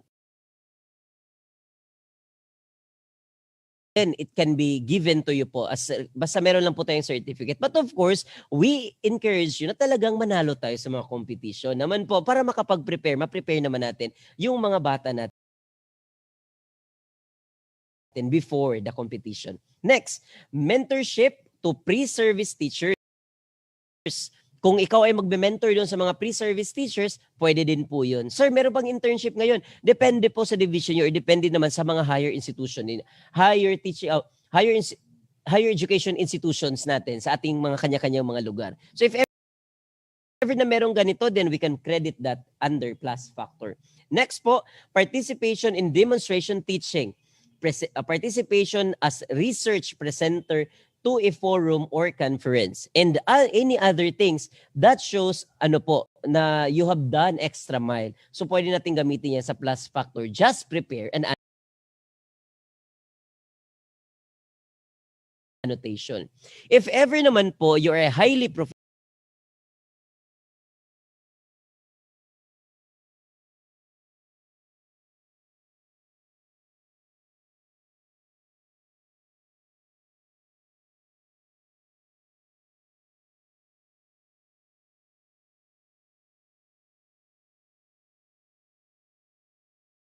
or a teacher or a master teacher using highly proficient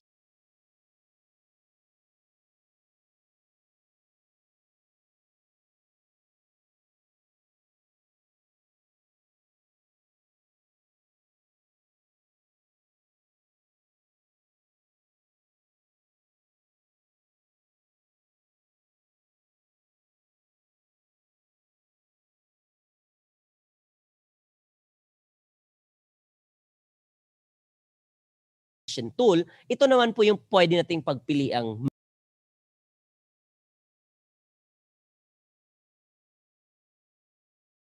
performance of teachers 1, 2, and 3.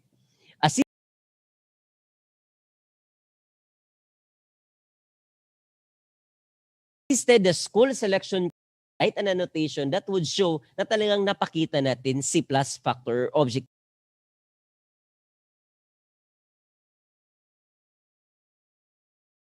number 12. So, ayun. So, yun po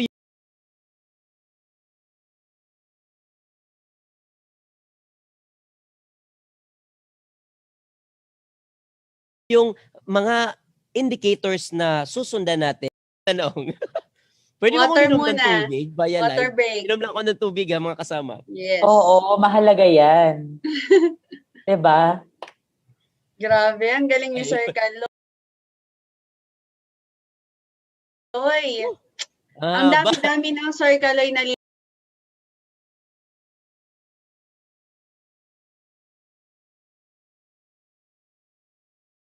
lilinawan dahil sa sinasabi mo. Ayun. So, Dami salamat na may naman po, isa. Teacher Ads. Baka may tanong po kayo. City National High School, Santiago City, Region 2. Nanonood sila buong school. Nandun Wow sila sa court. naman. Wow naman. We're so happy no na meron tayong ganong mga meron tayong ganong pagwa-watch ng ating live po Yes. na tayong lahat ay sama-sama.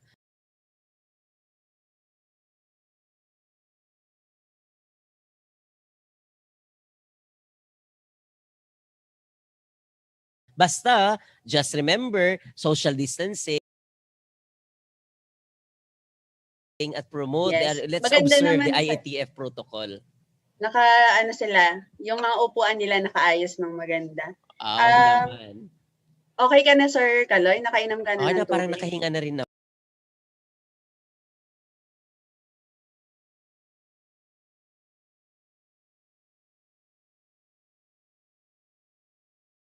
ako. Okay. Nagtatanong lang si Ma'am Sen. Po, di ba po meron tayong sinasabing adjusted na timeline ng RPMS?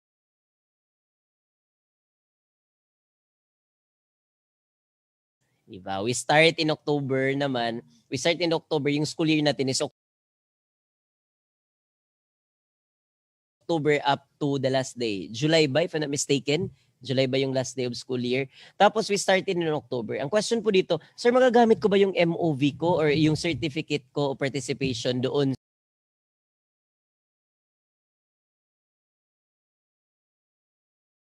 sa before October? So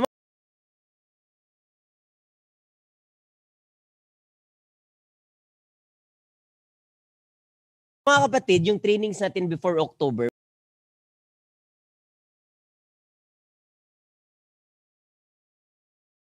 March or earlier ng 2020.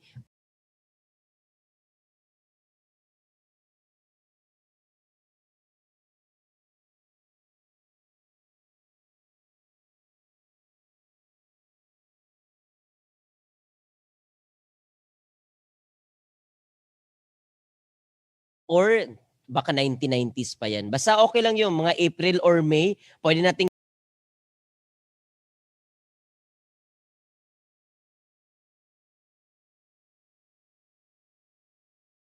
teacher yon doon sa previous niyang RPMS portfolio or IPCRF. Opo. Kasi di ba yung iba nag-accomplish din during that time. Sige, teacher, will the strategies that will be used are the ones that are suitable for face-to-face classes or kailangan yung mga strategy niya ay akma na sa online distance learning?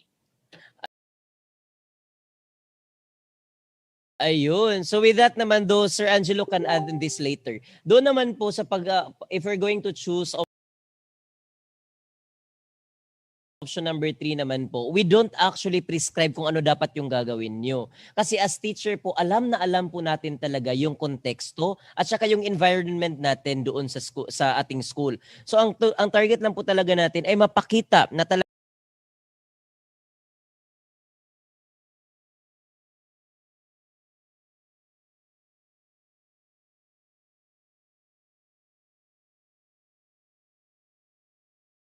talagang na-exhibit natin yung mastery of the lesson na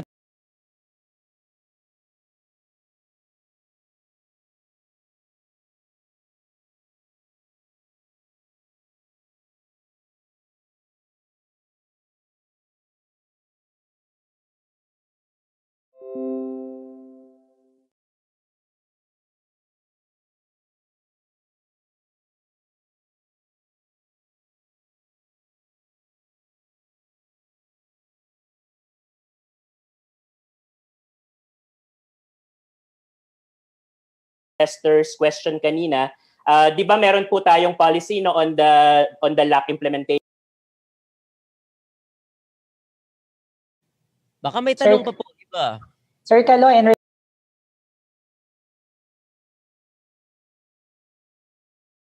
relation to total na pag-uusapan na natin yung classroom observation. Ito ay katanungan ko actually, but perhaps the other teachers no, are also asking this. Kung may online class, no, kung yung isang school, for example, technically they offer online classes, but on the side, sila din ay naglalabas or gumagawa ng mga video lessons. Pwede bang mamili si teacher kung alin ang ipapa-observe niya for classroom observation, kung video lesson or online class, o dapat doon siya sa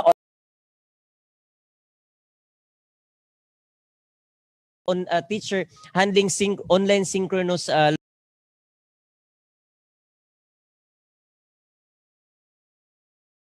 learning, we really need to follow option number 1. Kasi yun po yung para matest din naman po. Actually, mga kasamahan naming guro dito sa Department of Education, don't be afraid if you will be observed via online. Kasi yung observation naman po ngayon, I would like to emphasize, yung observation po natin ngayon is made and done to provide technical assistance para po tayo matulungan, para po mag-improve po tayo.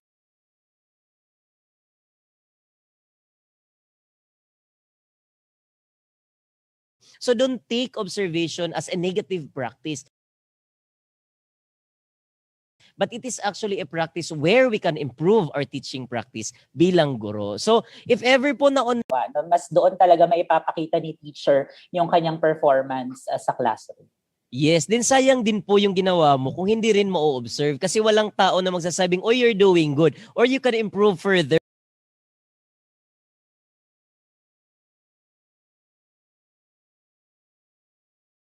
Dahil sa if you're going to do this. So, di ba po, just take it as an opportunity for us to improve. Yun naman talaga yung gusto natin. We want to improve every day. So, take every opportunity. Ayun.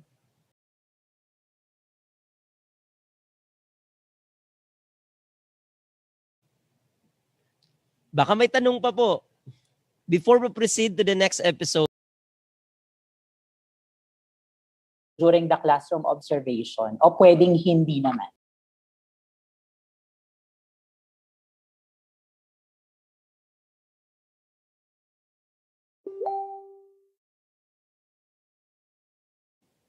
objectives 2, 3, and 4.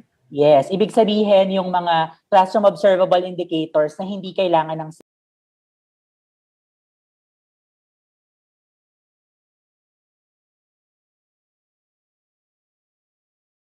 COT. Oo. So, Yung ano mga yung tanong po? supplementary materials ba na ipapasa ko for those objectives, kailangan ginamit ko rin sa classroom observation o hindi naman? Yes, kailangan po lahat ng mga lahat ng mga ginagawa natin o isasubmit natin ni na i-submit natin na hindi naman talaga natin nagamit. So parang 'di ba, hindi siya nakaka-connect. Sir Angelo, if you have a further idea po. Yeah, Sir Lester, ang sagot ko dun sa yung tanong, no, not necessarily. So meaning, pwede siyang gamit yung mga ipoprovide na MOVs, no, na supplementary materials for objectives 2, 3,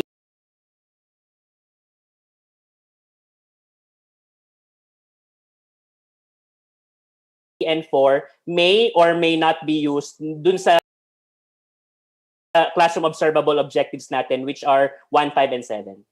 4. Pwede ko pa ba siyang gamitin for plus factor?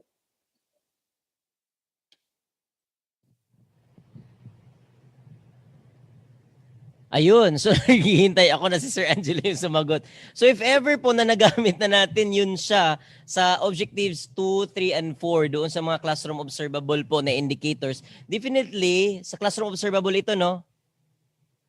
Klaruhin ko lang, it's objective 1, 5, and 7.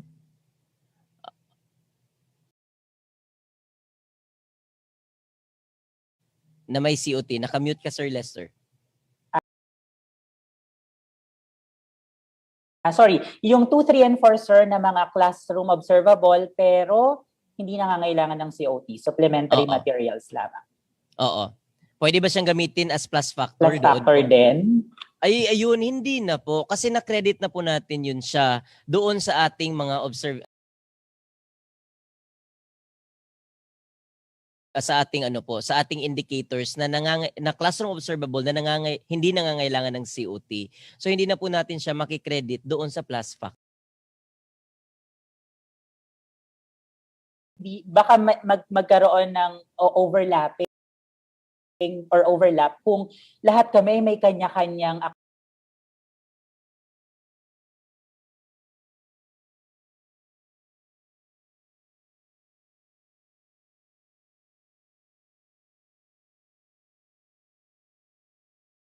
activities na gagawin. So ang nakikita ko po, baka pwedeng mag-collaborate kami in one activity. And if that's the case, yung mga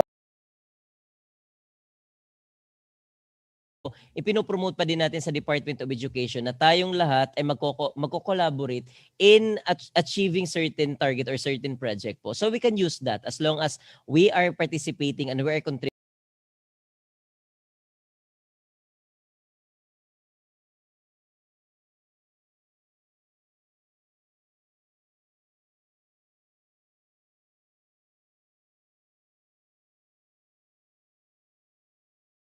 In the accomplishment of that project.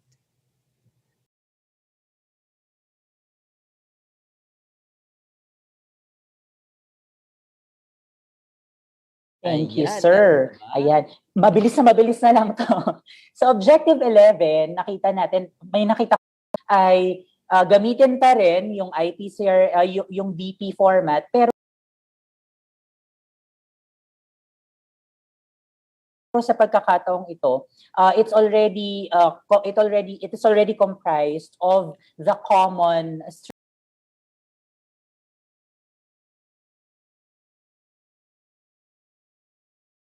strengths, for example, ng aking mga mentees. Tama po ba ang plano kong gawin, sir? Ang maiintindihan mismo po. Last na to, Sir Kaloy, no, na po.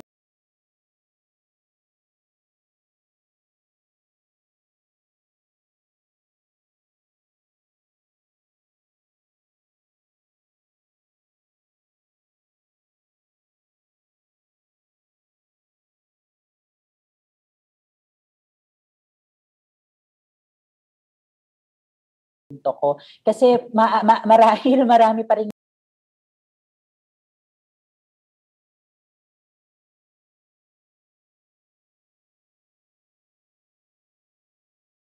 mga teachers po naguguluhan or not really naguguluhan but nagtataka ba kailangan, no, na hindi dahil nakalista yan dyan, lahat yan ay gagawin natin. So I think the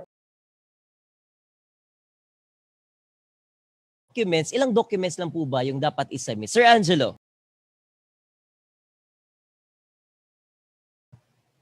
Ayan. So bago ako pumunta dyan sa ating slide na naka-flash ngayon sa screen, no, marami pa tayong mga katanungan na nababasa sa comment box, and ang siguro ang may i-assure lang natin sa ating mga kasamahang mga guro ngayon ay lahat po kami, no, ang aming team din sa aming team po na hosts ngayon ay nagko-collect po tayo, no, ng mga questions from the comment box, and yung mga hindi pa po namin nasagot na mga katanungan will reassure you na ito po ilalabas natin, no, sa tamang panahon. Na magagamit po, no, magagamit din ng mga teachers yung mga kasagutan sa mga tanong na ito. So either i-post namin ito, no, in the DepEd Philippines page or in the DepEd BHROD page, or ilagay natin, no, yung mga frequently asked questions na ito sa ating Google Drive kung saan nakasave din yung ating mga materials. So and with that, so sabi nga ni Sir Kaloy, no, at saka ni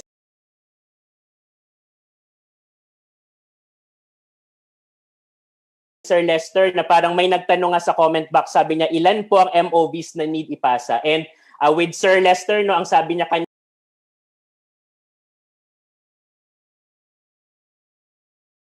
kanina ay we should make sure na puntahan natin ang RPMS tools na indicators na i-rate per objective. So for example, for objectives 1 to 5, quality lamang, no, ang efficiency and timeliness ay hindi natin i-rate for that objectives. And then for objective number 6, we have a rating for quality and for timeliness. So tignan po natin sa RPMS tools, kailan ba tayo makakakuha ng rating na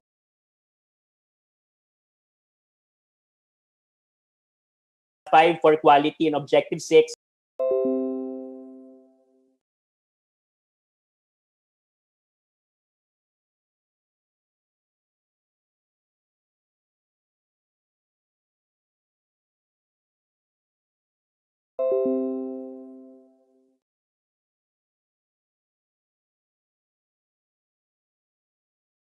Ba or parehas na kinds of MOV. So tingnan natin yan sa RPMS tools. And those Lahat ng nalistang MOVs. Meron naman palang accurate number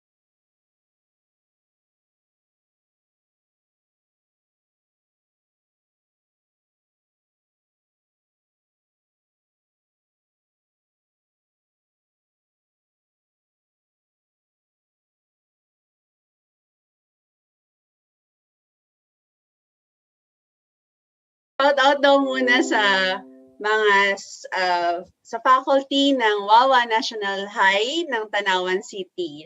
Pinapabati po ni Ma'am Girlie. Okay, so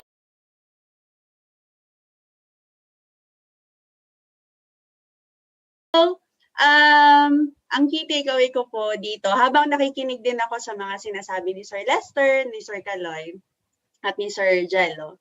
Number 1, ang observation ay hindi dapat katakutan.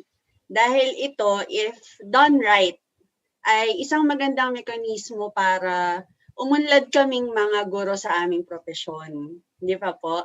At number 2, ang mga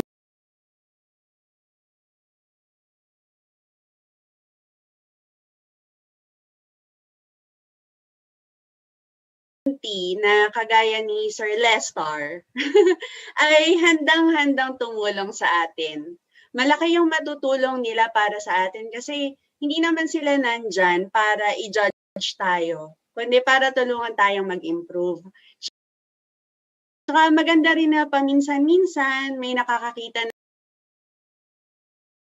ng ginagawa natin na ibang tao kasi kapag tayo lang yung nakatingin, kahandang bagay para sa mga teachers para matulungan tayo. So, katulad ng mga tools na meron tayo para sa pangangailangan ng guro, gaya ng mga napag-usapan natin kanina. Pero, we only have to use them for it to become more beneficial for us. So, yun po yung aking mga takeaway ngayong araw na ito. Salamat po for that, Teacher Az. Sir Lester naman po. Oo, syempre before my key takeaway, maiksi lang kasi yung sa akin, pa-shout out naman ako. I'd like to greet all my fellow teachers dyan po sa SDO Las Piñas at sa Las Piñas National High School, particularly my English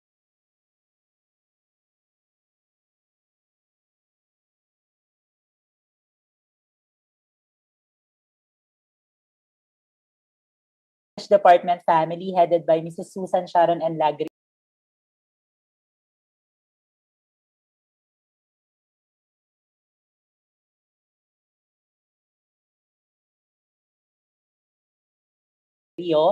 May mga nagpapabati din po, Dr. Winifredo Cagape from Davao City Division.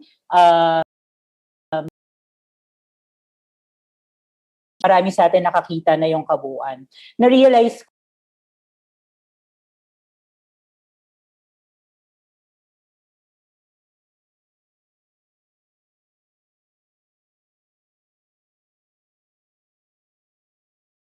ko, these are things, no, these are activities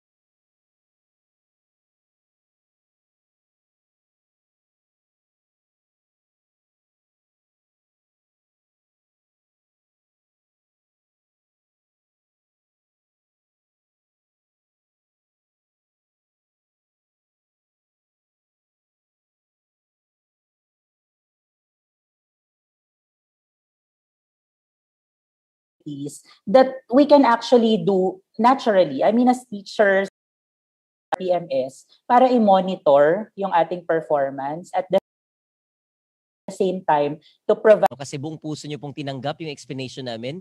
Buong puso nyo pong tinanggap si RPMS kasi we really want you to know that this RPMS PPST specifically for school year 2020-2021 is done by the teacher, for the teacher. Talaga po to support you in this time of pandemic. Kasi alam namin tayong lahat nag-a-adjust.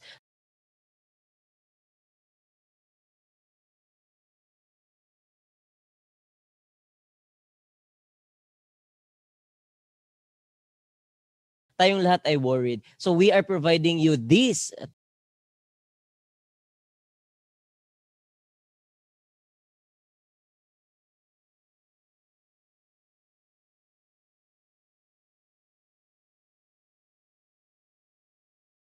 tool po in order for us to gauge the teacher according to what they're doing but non-compromising doon sa performance. Bueva, Ma'am Julia Timbang, of course, Ma'am Violeta Nunez of Caraga, Ma'am Rosa ng Cebu, Ma'am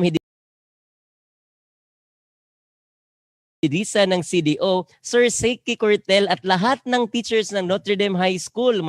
Mayong hapon sa inyong tanan.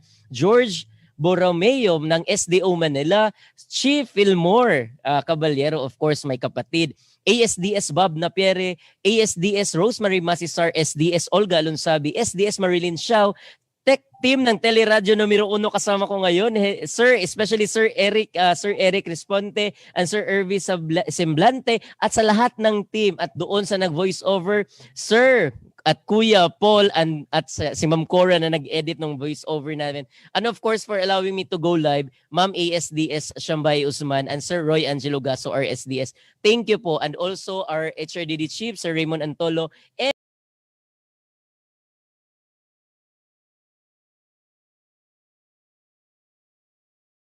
and RD Art Bayukot. Of course, ito sa kasama ko ngayon sa studio, si Ma'am Shahan. Nyo po sa ating second episode of our 3-episode activity. Pero syempre,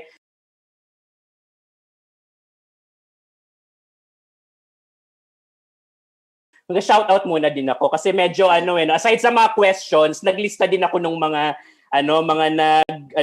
nagpadala ng mga message. So baka yung love life baka meron na din tomorrow. Tingnan natin. So ang shoutout natin sa unang-una sa Division of Binyan City, again headed by SDS Edna Faura Agustin. Maraming salamat po sa mga teachers and non-teaching personnel in the Division of Binyan City. And again, special mention po sa aming school, Binyan City Senior High School, San Antonio Campus, teachers and staff. Magandang gabi po and thank you for watching us in this second episode.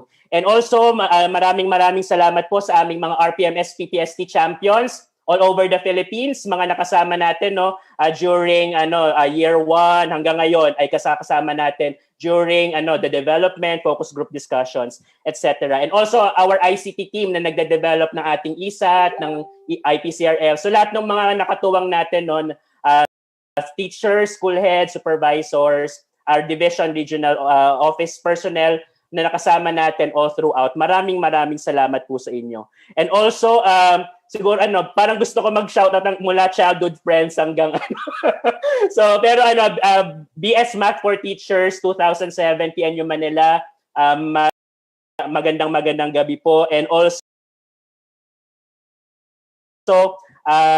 senior exam and primals family, magandang gabi po, and thank you for watching. And teachers of DepEd Laguna, DepEd Cavite City, and DepEd Cabuyao City, maraming salamat po sa pagsubaybay sa ating episode ngayong hapon na ito. Yes, and of course po, di po natin makakalimutan yung dalawang teacher guest po natin. Maraming salamat po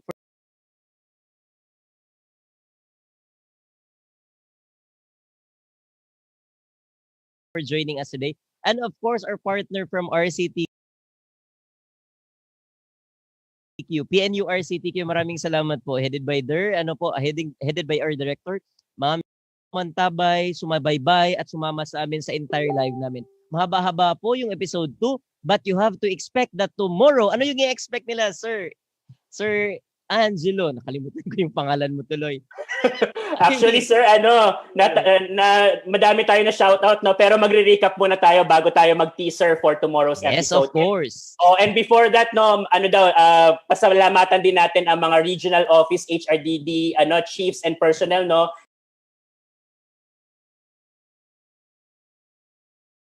and also our counterparts in the division office HRDS. Maraming salamat po for helping us, assisting us na maipaliwanag ng maayos ang ating RPMS for 2020-2021. So again, and Sir Angelo, nakalimutan ko, of course, yung past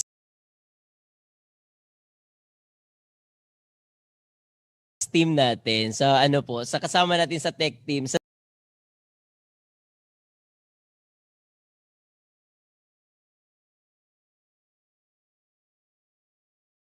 Salamat po, Director June, Director, at saka live stream sa DepEd nasa Philippines. 80,000 pa naman. Ayan.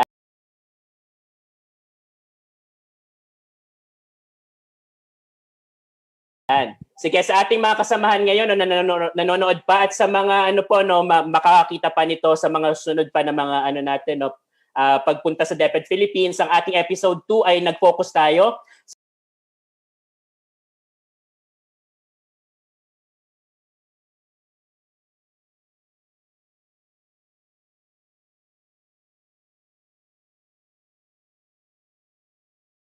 sa phase 2 of the RPMS cycle, and again, that's performance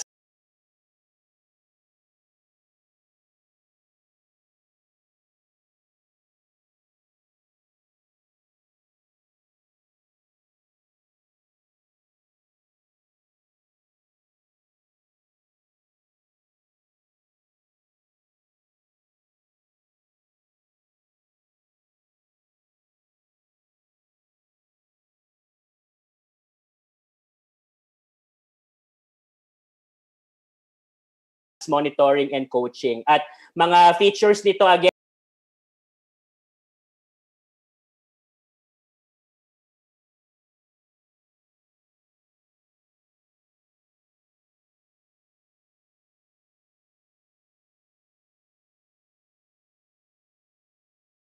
posted in our social media accounts.